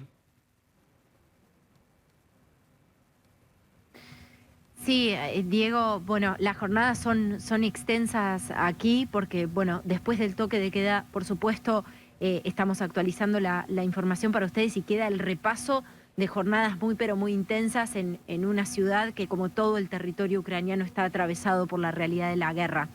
Con respecto a lo que decía Nelson, la verdad es que aquí se siguen muy de cerca las noticias, pero lo que yo veo es a la gente absolutamente compenetrada con su rol en dar apoyo a esta resistencia, al menos en las comunidades que vemos aquí. Ellos se preparan para el peor de los escenarios si viene y además están preparados y con un sentido de deber para asistir en el lugar del país en el que sea necesario, ¿no? Incluso, como te decía, choferes de camiones que antes trasladaban bienes o productos importados y que hoy están encarando las rutas más peligrosas, ¿no? Y con respecto a estos trascendidos que tienen que ver con las negociaciones o conversaciones con líderes del mundo, mira, Hoy justamente hablaba con una persona que fue de consulta, ¿no?, a lo largo de toda esta escalada de conflicto y en los últimos meses, y me decía, pensábamos que lo que pasó no iba a pasar, así que ahora no sabemos qué pensar, podemos esperar cualquier cosa. Todo ese escepticismo, ¿no?, aquí con respecto a las negociaciones hasta ver resultados concretos. Caro, quiero agradecerte, otra vez felicitar al equipo, a vos y a todo ese equipo de TN que está allí en Ucrania en un momento terrible. Muchas gracias. Es tarde allí y vas a tener que descansar. Mañana va a ser una intensa jornada. Gracias, Carolina Moroso. Muy bien, quiero cambiar de tema. Aterrizo en Ezeiza con un tema que es complicado, que tiene que ver con cómo se concibe la educación, cómo se conciben el rendimiento escolar, los exámenes, pasar de grado o no. Yo te comparto a vos que estás en tu casa la siguiente frase y la vamos a desarrollar. Hacer repetir el grado a un alumno es estigmatizarlo. Voy de vuelta. Hacer repetir es estigmatizar. ¿Quién dijo esto? Lucía Salinas, bienvenida. ¿Cómo estás? ¿Qué tal? Buenas noches. No lo dije yo. Aclaro. Pero ahí se conoció ayer una resolución del gobierno de la provincia de Santa Cruz donde modifica el criterio para que los alumnos de la escuela secundaria pasen de grado. Aquellos que tenían materias previas o materias adeudadas, siempre se consideró que para pasar al siguiente curso, si tenían más de 2 materias o 2 materias, debían ponerse al día para después avanzar en los años siguientes. Lo que planteó el Consejo Provincial de Educación de Santa Cruz es que este requisito ya no es tal, sino que lo que tienen que hacer ahora los alumnos es seguir avanzando en los años, sobre todo en el nivel secundario, pese a adeudar materias, que van a hacer un acompañamiento pedagógico, que van a acompañar a estos alumnos que por algún motivo o por muchas circunstancias no están pudiendo cumplir con todos los objetivos planteados para el año escolar que les corresponde. Cuando hicimos la consulta, lo que nos plantearon desde el gobierno de Alicia Kirchner es que hay un cambio conceptual y es que la repitencia como instrumento pedagógico ya no sirve, que aquellos alumnos que repetían solo estaban destinados en su mayoría a desertar, que esta estrategia que se está implementando a nivel secundario ahora se viene evaluando en otros niveles y que lo que viene a hacer es combatir esto, la deserción escolar. Que creen que un alumno que repite termina siendo estigmatizado, que no avanza, que abandona la escuela y que finalmente el sistema allí fracase. Creen que con esta herramienta, que es facilitar cómo va progresando el alumno... Lo resumo así, lo importante es que esté adentro del aula. Claro. Si no se cae si lo medís y no da bien y lo haces repetir, se te va. No. Y nosotros preferimos que esté adentro del aula. Con una particularidad. Diego, me parece que en realidad lo que les interesa es que el número les dé bien y que no parezca que los chicos dejan la escuela. Bueno, ahí tenés un dato, me parece que hay al menos 2 datos contextuales. El primero de ellos, que Santa Cruz es una provincia que hace 3 años aproximadamente no inicia en tiempo y forma las clases, que fue una de las últimas provincias en medio de la pandemia de volver a la presencialidad. Recién hace 2 días Alicia Kirchner anunció la presencialidad absoluta en las escuelas que estuvieron cerradas por más de 1 año y medio en Santa Cruz y que las clases no iniciaron normalmente porque hay una medida de fuerza por una pauta salarial. Son 2 discusiones paritarias, son semestrales, pero que era al gremio docente, que nuclea casi al 85% de los docentes de Santa Cruz, le resultó insuficiente. Bien, recuerden ustedes que Alberto Fernández dijo en La Rioja que la educación iba bien y habló casi en Albertolandia de que los alumnos progresaban y funcionaban. No era un problema la educación. Guillermina Tiramonti es especialista en educación. ¿Cómo estás? ¿Qué tal? Buenas noches. Bien, tomemos esta frase. Bueno, hacer repetir es estigmatizar. No, bueno, el problema de la repitencia no es la estigmatización. El problema de la repitencia es que efectivamente está probado por estadísticas que los chicos, en primer lugar, está probado por estadísticas que los chicos que repiten y repiten terminan desertando, como te dijeron a vos. En segundo lugar, los chicos, la repitencia culpabiliza a los chicos de lo que no aprendieron. Y los que son responsables de que los chicos aprendan son las escuelas. De manera que tenemos que separar las cosas. Una cosa es evaluar los chicos.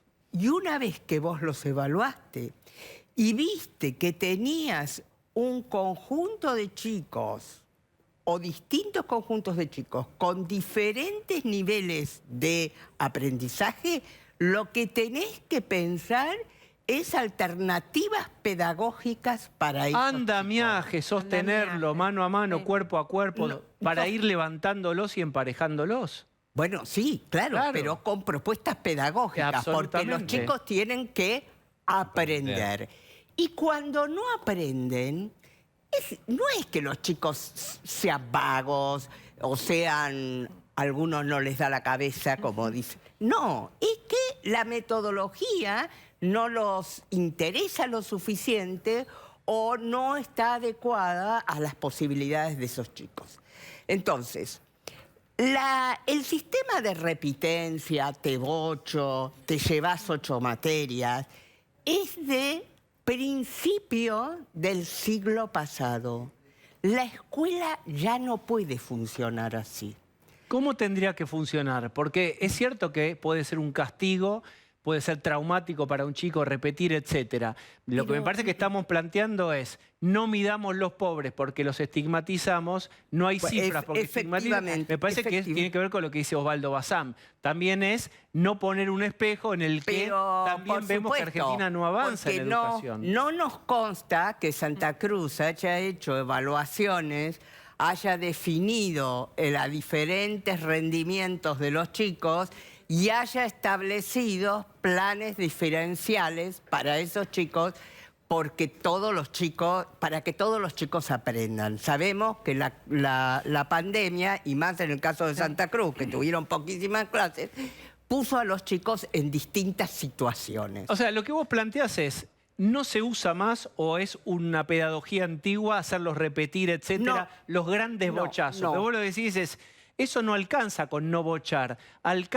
Lo que hay que hacer es apuntalarlos, darles un andamiaje, seguirlos y nivelarlos. Efectivamente, pero además tenemos este modelo de principio del siglo pasado.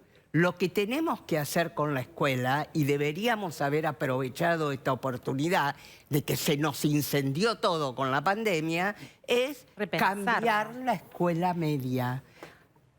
La escuela media de hoy es una escuela muy antigua por la metodología, por los saberes que transmite, porque no... ¿Qué es una cosa antigua que vos decís, mira, esto está sepia y se lo siguen enseñando? Bueno, ¿qué? Dame un ejemplo. Antigua porque esa escuela dialoga con el país, con el mundo de principios del siglo XX, fines del siglo XIX. Ahora estamos en la era digital. ¿Por qué dialoga? ¿En qué? Dame un ejemplo. Bueno, porque el modelo de la ilustración, yo docente vengo, te cuento lo que sé, vos estás ahí y tragás, tragás contenidos y después te tomo un examen. Era para un mundo que no existe más. Ahora, Guillermina, tengo una pregunta respecto a lo que contaba Lucía Santa Cruz. 2 años y pico sin clase, cuando va a empezar empiezan los paros. ¿Cuánto tiempo hubo de paro en Santa Cruz? Bueno, sí. Digo, ¿cómo se arranca ante esta situación, ante ese desafío? Bueno, los chicos vuelven. ¿Cómo se arranca con esos chicos que vienen de 2 años y medio sin nada de Bueno, educación? se arranca primero con evaluaciones. Ajá. Con evaluaciones muy... un diagnóstico. Que te dé un diagnóstico sobre la situación de los chicos. En segundo lugar, con programas específicos para que esos chicos adquieran aquellos instrumentos que no adquirieron, retomen habilidades que han perdido o que se han aflojado con el tiempo. Un programa y un proyecto. No estoy hablando de que, de que innoven la escuela, que podrían haberlo hecho, sino simplemente darse cuenta de que eso no se soluciona con hacerlos pasar. Entiendo y comprendo eso que dice usted, que la escuela le habla a los chicos como si a los chicos del principio del siglo pasado. Sí. Pero también la responsabilidad que tiene la escuela en que los chicos aprendan. Sí. ¿Cuál es la responsabilidad de los chicos? ¿Dónde ponemos la responsabilidad de los chicos? Que digo, para que los chicos aprendan sus responsabilidades. Mira, sin duda, una metodología basada en el interés de los chicos también implica evaluaciones y también implica responsabilidades por el resultado de las evaluaciones. No digo que no hay que hacerlo. ¿Hay un premio para el que se responsabiliza más? Bueno, por supuesto que hay un premio y hay una mayor gratificación, pero no hay un castigo, ¿entendés? Para estos son buenos, estos son malos. Vos estás haciendo un programa que le interesa a los chicos. Aquel que rinde mejor va a tener, por supuesto, un reconocimiento distinto. Pero no es un problema, digo... ¿Cómo sería ese reconocimiento? Digo, porque ahora entiendo, digo, si te ponen un 10, vos vas a querer sacarte Bueno, pero a ese lo 10. mejor no es un 10, es simplemente... Alcanzó. Alcanzó, o simplemente la idea de que, bueno, este chico está fantástico si no en haces un esto, cambio y aquel otro, perdón, y aquel otro está fantástico en lo otro. Guillermina, hablamos de dos patas, que son los alumnos, son los maestros. Nos falta en el triángulo una parte, los padres.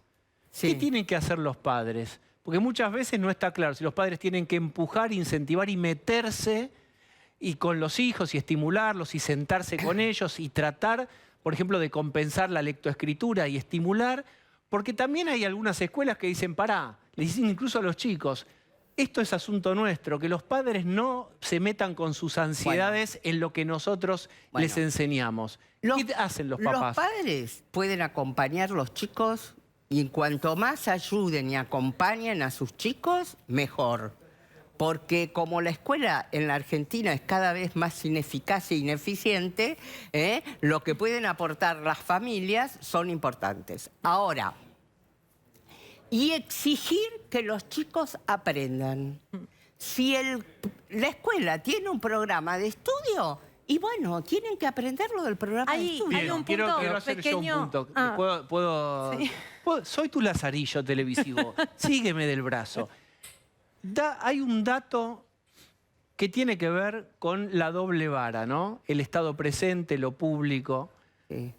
¿Qué está pasando en Santa Cruz con los hijos de un afamado diputado? Bueno, llamó mucho la atención en una de las pocas escuelas privadas que hay en Río Gallegos que quienes iniciaron en ese establecimiento educativo este año fueron los hijos de Máximo Kirchner, quien había dicho que no iba a estar en la sesión inaugural del Congreso de la Nación porque tenía que acompañar a sus hijos que iniciaban el año escolar en la provincia donde gobierna su tía, ¿no? ¿Perdón? ¿Era feriado? Bueno, sí. Además. Bueno, finalmente decidieron sacarlos del colegio donde estaban concurriendo y comenzaron este año en una escuela privada.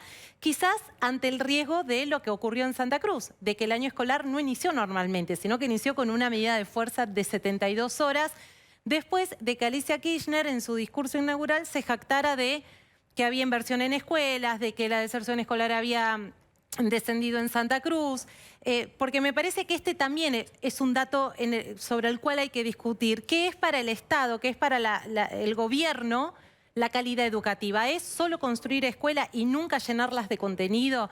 ¿Es solo hablar de números sin saber qué ocurre realmente con los alumnos que transcurren dentro de las escuelas? En 10 provincias no empezaron las clases. Bueno, entonces el año escolar no es normal, no es lo esperable. Y el dato que puede parecer un dato de color, pero me parece que también tiene su anclaje político en esto que vos planteabas, Pero si de la doble vara. La gratuidad, lo público, el Estado, la igualdad de oportunidades. Es decir, Ningún lo hijo de funcionario va a escuela pública. lo que vemos es, otra vez, kirchneristas que no comen la comida de su propio restaurante. Ya sabemos lo que el Otamendi es el Instituto Patria 2. Ahí van todos, digo, y tienen todo el derecho a hacerlo. Lo que sí estaría bueno es, si van y se atienden el sector privado, después, a veces, no hay que comunicar prejuicios hacia el sector privado y no hay que atacar al sector privado. Bueno, pero si vos sos vudú, porque vudú que usaba ropa para todos, ¿se acuerdan del programa Ropa para Todos? Sí. Viviendo en Puerto Madero. Esa es la hipocresía del kirchnerismo. Sí, bueno. Bien, Yo quiero Guillermina. agregar, decir una cosa que me parece muy importante. Frente al desastre de la educación, tenemos que, ¿qué es lo que reclamamos como calidad? Reclamamos como calidad retornar a la escuela de principios del siglo pasado o reclamamos como calidad una escuela que dé por supuesto que en esta maquinita, que es la computadora, está todo lo que el maestro puede contarle al chico y que por lo tanto hay que pensar en una escuela que suponga que estamos en la era digital, que existe la computación, que existe Internet, que son otras las habilidades, son otros los valores que son propios de esta época y que eso queremos para nuestros chicos. Bien. Porque a nuestros chicos no les sirve una escuela que los forme para un mundo que ya no existe. Bien, gracias Guillermina. Bueno. Quiero salvar de esta conversación a aquellos maestros, profesores, maestras, que se rompen el alma todos los días, a pesar de los déficits teóricos del sistema, etcétera, si está viejo el paradigma educativo que se transmite, aún con todo eso que se rompen el alma para dar lo mejor cada día. Y no es demagógico, porque está lleno de gente que la verdad lo que desea es todo lo que tengo, dárselo a los pibes. Bueno, voy a recibir a un invitado, un querido amigo. Es José Eduardo Abadi, ustedes lo conocen, es psiquiatra. Hola José Eduardo, ¿cómo estás? Diego querido, ¿cómo estás? Gusto de verte. Quiero charlar con vos de algo muy triste, muy salvaje, que es esta violación en grupo de 6 chicos, 6 adolescentes o muchachos, a una chica en Palermo. Uno calcula con conciencia de lo que hacían, dado que, después lo va a contar Rolo Barbano, pero 4 ejecutaban la violación y 2 estaban afuera del auto haciendo de campana. Es decir, no hay un atenuante de consumo de drogas, de no saber... Es decir, estaba claro lo que estaban cometiendo. ¿Cómo explicás vos o cómo pensás una situación tan terrible de estas características, una violación grupal? Claro, y creo que lo definís bien, ¿no? Porque esta violación que ha tenido lugar por este grupo, como se suele llamar en manada, ¿no es así? Es una violación que ultraja física, psíquica, moral, desde todo punto de vista a la víctima. No estamos frente a un delito menor, no estamos frente a un acontecimiento menor, estamos frente a algo grave, que naturalmente merece ser estudiado para poder entender de qué se trata y la víctima, por favor, que es una y es la chica, y no hacer de víctimas a otros como si fueran también ellos víctimas, ¿no es así? Necesita el trabajo terapéutico adecuado para poder reparar y no quedar anclada en esa especie de acontecimiento traumático en muchísimas y el resto de cosas de su vida. Estamos frente a un cuadro grupal en el cual la patología que podemos intuir, se puede hacer un psicodiagnóstico que lo testimonie, pero lo más estadísticamente sabemos que estos cuadros son cuadros protagonizados por psicópatas. ¿Qué quiere decir? O por personajes, ¿no? Adheridos ahí a conductas psicopáticas. O rasgos antisociales marcados. Sí, que llamamos psicopáticos, ¿no es así? Es decir, gente que no tiene un reconocimiento del semejante, no hay un registro que hay un otro con un derecho a la vida. Un otro que tiene un cuerpo propio, que elige sobre su cuerpo, que tiene un no, que hay que escuchar ese no. Exactamente. Es decir, no hay noción de límite a la satisfacción de los propios impulsos y los propios deseos. No hay un otro a quien hay que respetar, no hay valores de la vida. Son sujetos que no tienen una angustia señal que les dice esto no, que les pone el freno, que permite tener los límites que hacen posible la convivencia. no tienen arrepentimiento. El psicópata es un protagonista sin arrepentimiento. Puede simular, sí, bueno, he aprendido, pero es muy difícil el arrepentimiento y por lo tanto el acontecimiento no se convierte en una experiencia que permite un aprendizaje. Por eso la repetición de los actos perversos en los psicópatas. Yo quiero compartir con vos, hay una frase de la ministra de Género, Elizabeth Gómez Alcorta, dijo: no son monstruos, son varones socializados en esta sociedad. Lo que quiero decir es, es tu hermano, tu vecino, tu papá, tu hijo, tu amigo, tu compañero de trabajo, no es una bestia, no es un animal, no es una manada, ni sus instintos son irrefrenables. Ninguno de los hechos que nos horrorizan son aislados. Todos y cada uno responden a la misma matriz cultural. Yo tengo una opinión muy marcadamente diferente a esa, pero lo importante primero es escucharte. ¿Qué pensás de este paradigma casi social antropológico que plantea en donde puede ser tu padre, puede ser un hermano, puede ser un amigo, un vecino? No busquen al monstruo del baldío. No son monstruos, son seres que a lo mejor conviven con vos, pero que la matriz cultural y social, patriarcal, machista, los hace que en determinado momento pueden gatillar situaciones como esta. Puede ser cualquiera. ¿Qué pensás de eso? Creo que hay que tener cuidado con cómo lo leemos para ser cuidadosos en esto, ¿no? Quiero decir, ¿son seres humanos? Por supuesto. Si entendemos que no son monstruos porque son seres humanos, sí, seres humanos afectados por un cuadro que llamamos un cuadro antisocial, un cuadro donde no hay una estructura moral, donde hay una estructura ética, es decir, sujetos que no tienen una demora entre el impulso y la voluntad de satisfacerla, personas para las cuales no hay compasión, que repiten conductas de un orden delictivo. Sí, son seres humanos que tienen este tipo de conductas frente a la cual uno tiene distintas maneras de enfocarlo y entenderlo. Desde la justicia, que tiene que actuar como corresponde, la psiquiatría lo estudia desde donde corresponde, la sociología desde donde corresponde.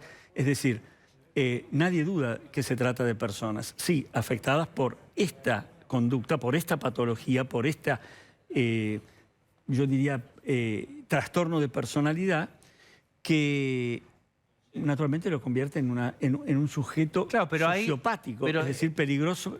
No, ahora, lo que generó mucha... Sí. No, perdón. Lo que sí tal vez haya que recalcar y que muchas veces en sociedades patriarcales y más antes, incluso cuando las denuncias eran tomadas de un modo mucho más superficial o no se profundizaba en esto, lo que podía suponerse es que había como una cierta resistencia a darle entidad y valoración a lo que era el reclamo de la víctima. Y que eran sociedades patriarcales enfermas, es decir, era una modalidad enferma de la sociedad patriarcal la de minimizar.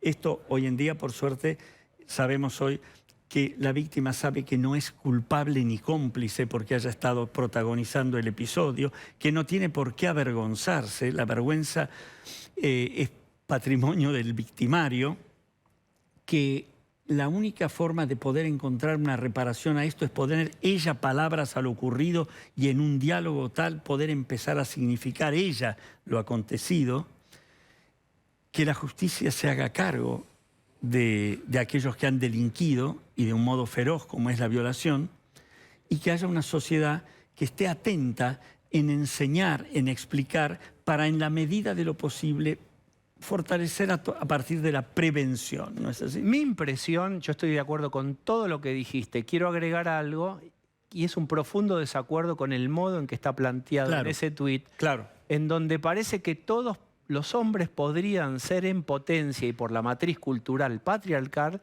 capaces de abusar o de violar.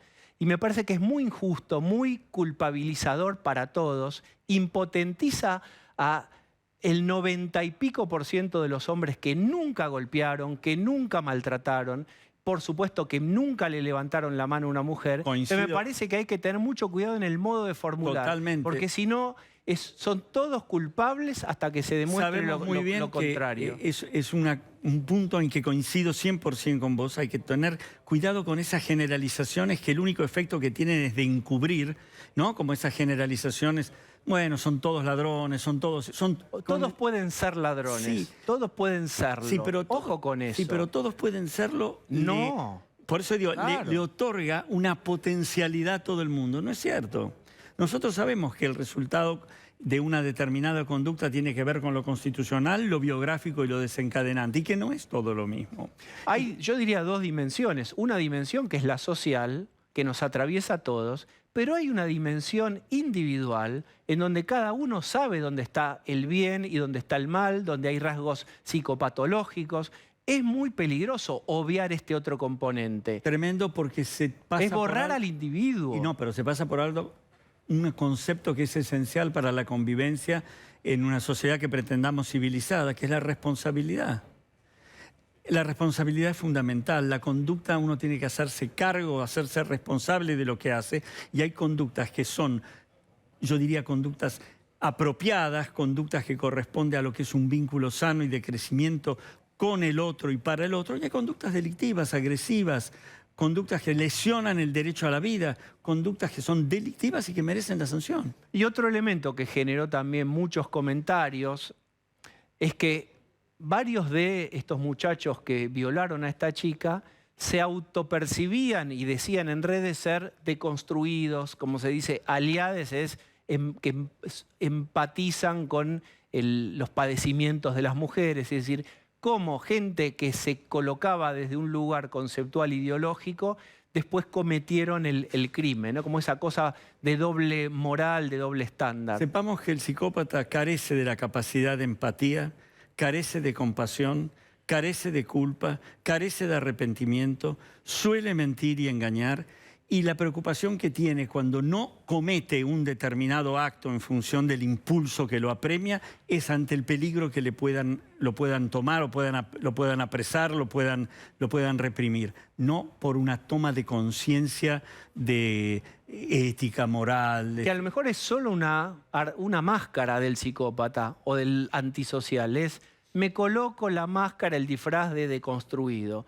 Y a lo mejor soy un miserable. A lo mejor es personas miserables moralmente, porque insisto con esto y lo vamos a ver con Rolo Barbano, no estaban ajenos al delito que estaban cometiendo. Es decir, dos estaban parados fuera del auto para dar aviso si venía alguien o si venía la policía, ¿no? No hay un otro que es una persona, hay un objeto para ser usado y abusado, para ser agredido.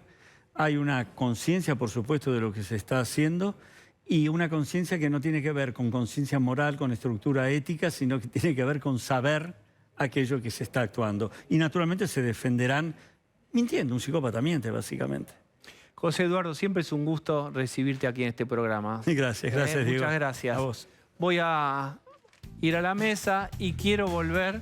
Está allá Rolo Barbano, que tiene, hola Rolo, más información sobre este delito terrible. ¿Qué se agregó a lo que sabemos? Diego, lo que se agregó es que se negaron a declarar estos 6 detenidos que hay por esta violación. ¿Por qué se negaron a declarar? Están armando un pacto de silencio y se la están jugando a que solo terminen pagando las culpas a aquellos a los cuales los señalen las pruebas genéticas. Es decir, hay 6 detenidos porque fueron atrapados infraganti. Pero ¿qué ocurre? Lo que están apostando es que los restos que se encontraron en la víctima coincidan solo con algunos. Entonces van a esperar para hablar una vez que esa prueba señale a uno, señala a dos, y el resto seguramente intentará abrirse de toda esa situación, que por supuesto es muy delicada porque vos decías recién, Diego, no eran gente que estaba así nomás, es gente que puso a 2 afuera del auto para que hicieran de campana. Yo te sumo algo más. Todo indica que fue un plan premeditado, que salieron de cacería, que captaron a una víctima y que luego se pusieron de acuerdo para engañarla de alguna manera a esta joven de 20 años, llevarla hasta el auto con alguna mentira, pero donde en ese transcurrir hacia el auto iba uno solo, el resto esperó unos pasos atrás como para que la víctima fuera confiada hasta el lugar donde le iban a ofrecer, no sabemos todavía bien qué, y una vez que ella estaba ahí, se metieron el resto de los acusados en el coche. O sea, hubo algo muy premeditado, eso los pone legalmente a una escala gravísima, que es la de 8 a 20 años de cárcel. El gobierno tuvo que salir a hablar de esto. Vos decías recién, se metió la política. Claro, porque uno de los detenidos era militante de la Cámpora, no un militante que iba a los actos y nada más, sino un tipo que estaba en los actos, que estaba con las banderas, que respondía a un concejal de Vicente López. Cuando esto explota y se conoce que este joven era concejal, ¿qué ocurre? La Cámpora Palermo saca un comunicado y dice, esto es culpa de la policía de Larreta, ¿sí? Que no previno una violación en el espacio público. Yo no te puedo creer. En un ratito voy a volver a... Yo no puedo... Si ese es el comunicado, yo no puedo creer... Hay un comunicado oficial de la Cámpora Palermo. Quiero ir a un último momento. A ver, ahí está.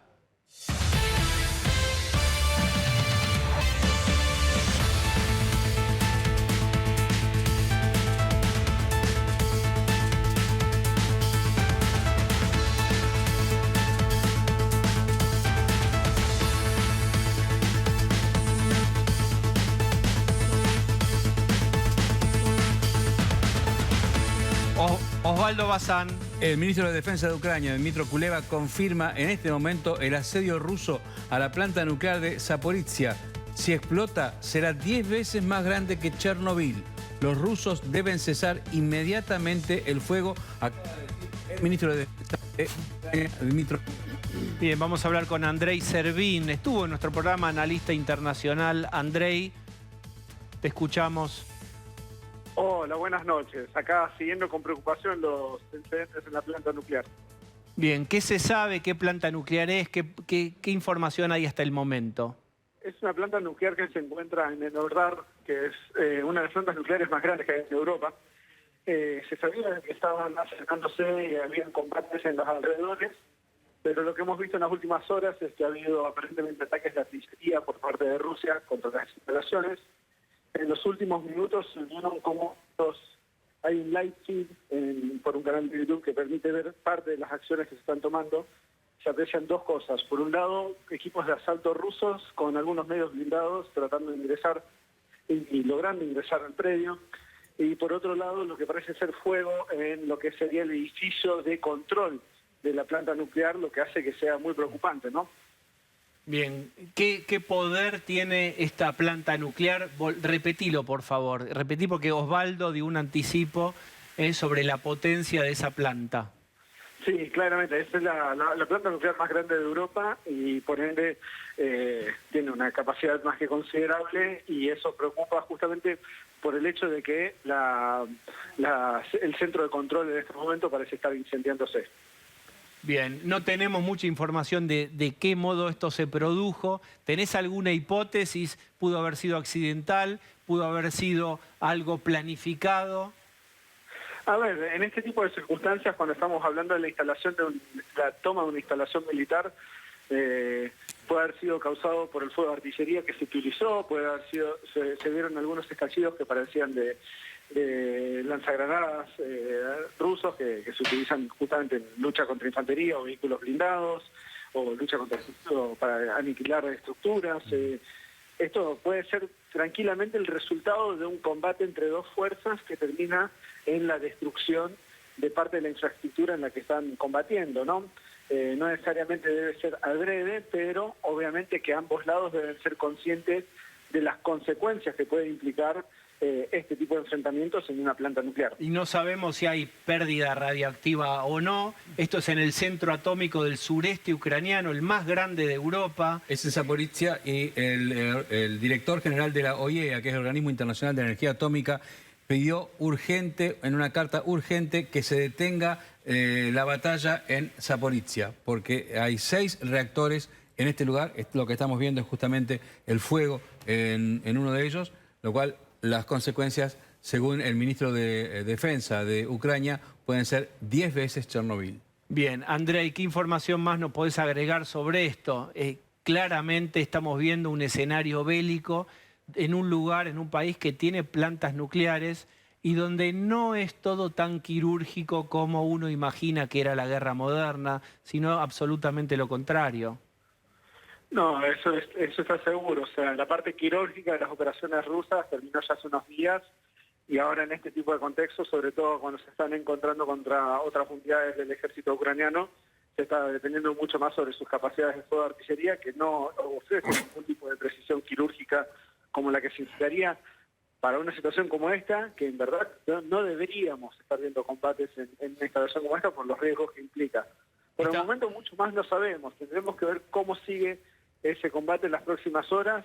Recordemos que son 5 horas más en Kiev, así que esto puede seguir durante varias horas, este combate en la planta nuclear. Estamos viendo la cámara de seguridad de la planta atómica, esto es lo que vemos, no sabemos exactamente la gravedad. Lo que sabemos es que en un contexto bélico está con incidentes, está con una explosión, está prendida a fuego, la central atómica más grande de Europa. Sí, eso que uno creía que nunca iba a pasar, ya está ocurriendo. Pablo de León. Ahora, Andrei, Rusia muestra que tiene un conocimiento claro del territorio ucraniano. Esto no puede ser un error, no saber que ahí hay una planta nuclear, ¿no es cierto?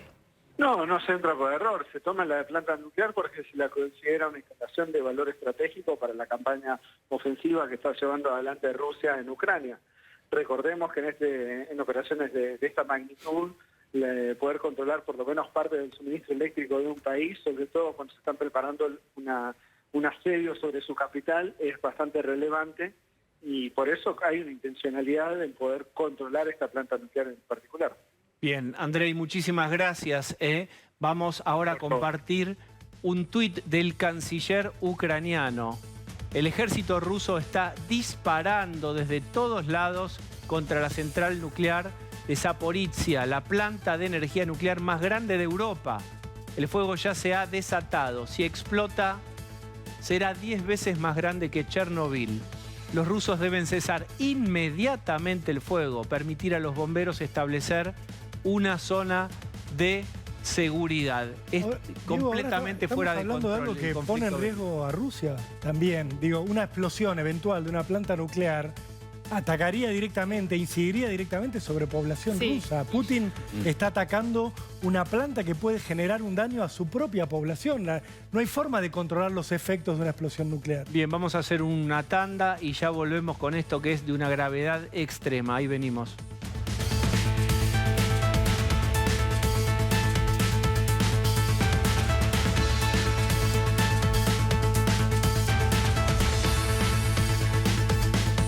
Fuego en la planta nuclear más grande de Europa, esto es en Ucrania, ese es el momento de la explosión. Se desconoce, se está investigando si fue atacada, si explotó. Lo cierto es que hay fuego en la planta nuclear más grande de Europa. Osvaldo, ¿fue atacada? Fue atacada, confirmó el intendente. Había una alerta incluso de un organismo internacional de energía atómica planteando la absoluta preocupación porque esto podía pasar y esto está pasando ahora. Porque bien, vean esta foto, por favor. Quiero compartir con ustedes esta foto. Ahí tienen. Claro. El 1 de marzo, la Agencia Internacional de Energía perdió el contacto con estas estaciones de monitorización radiológica automáticas ubicadas en la ciudad, que es el mayor de los emplazamientos nucleares de Ucrania y de Europa. Bien, una explosión aquí puede ser de la magnitud de 10 Chernobyl. Bien, la pesadilla se empieza trágicamente a convertir en realidad. Vean la foto, todos sabemos qué es eso que nos evoca esta foto. Es atacada la planta nuclear más grande. Sobre la planta, pero lo que es seguro es que eso que vemos es consecuencia de un bombardeo que, como decía Jessy, venía acercándose hacia la planta nuclear. Esto era algo probable y anunciado. Se sabía que esto iba a pasar si Rusia no cesaba el ataque. Por supuesto, quiero aclarar que no se sabe si lo que está ardiendo ya es material radioactivo o no. Si es, digamos, las afueras de la planta o si ya el contenido está... Es decir, la radioactividad podría estar dispersándose. El incendio está declarado y lo que sí se sabe es que hay víctimas fatales. Todavía no se sabe su número exacto. Bien, hemos llegado al final. Terrible la información que nos toca dar. Nos reencontramos nosotros el domingo ahora, Verdad, Consecuencia.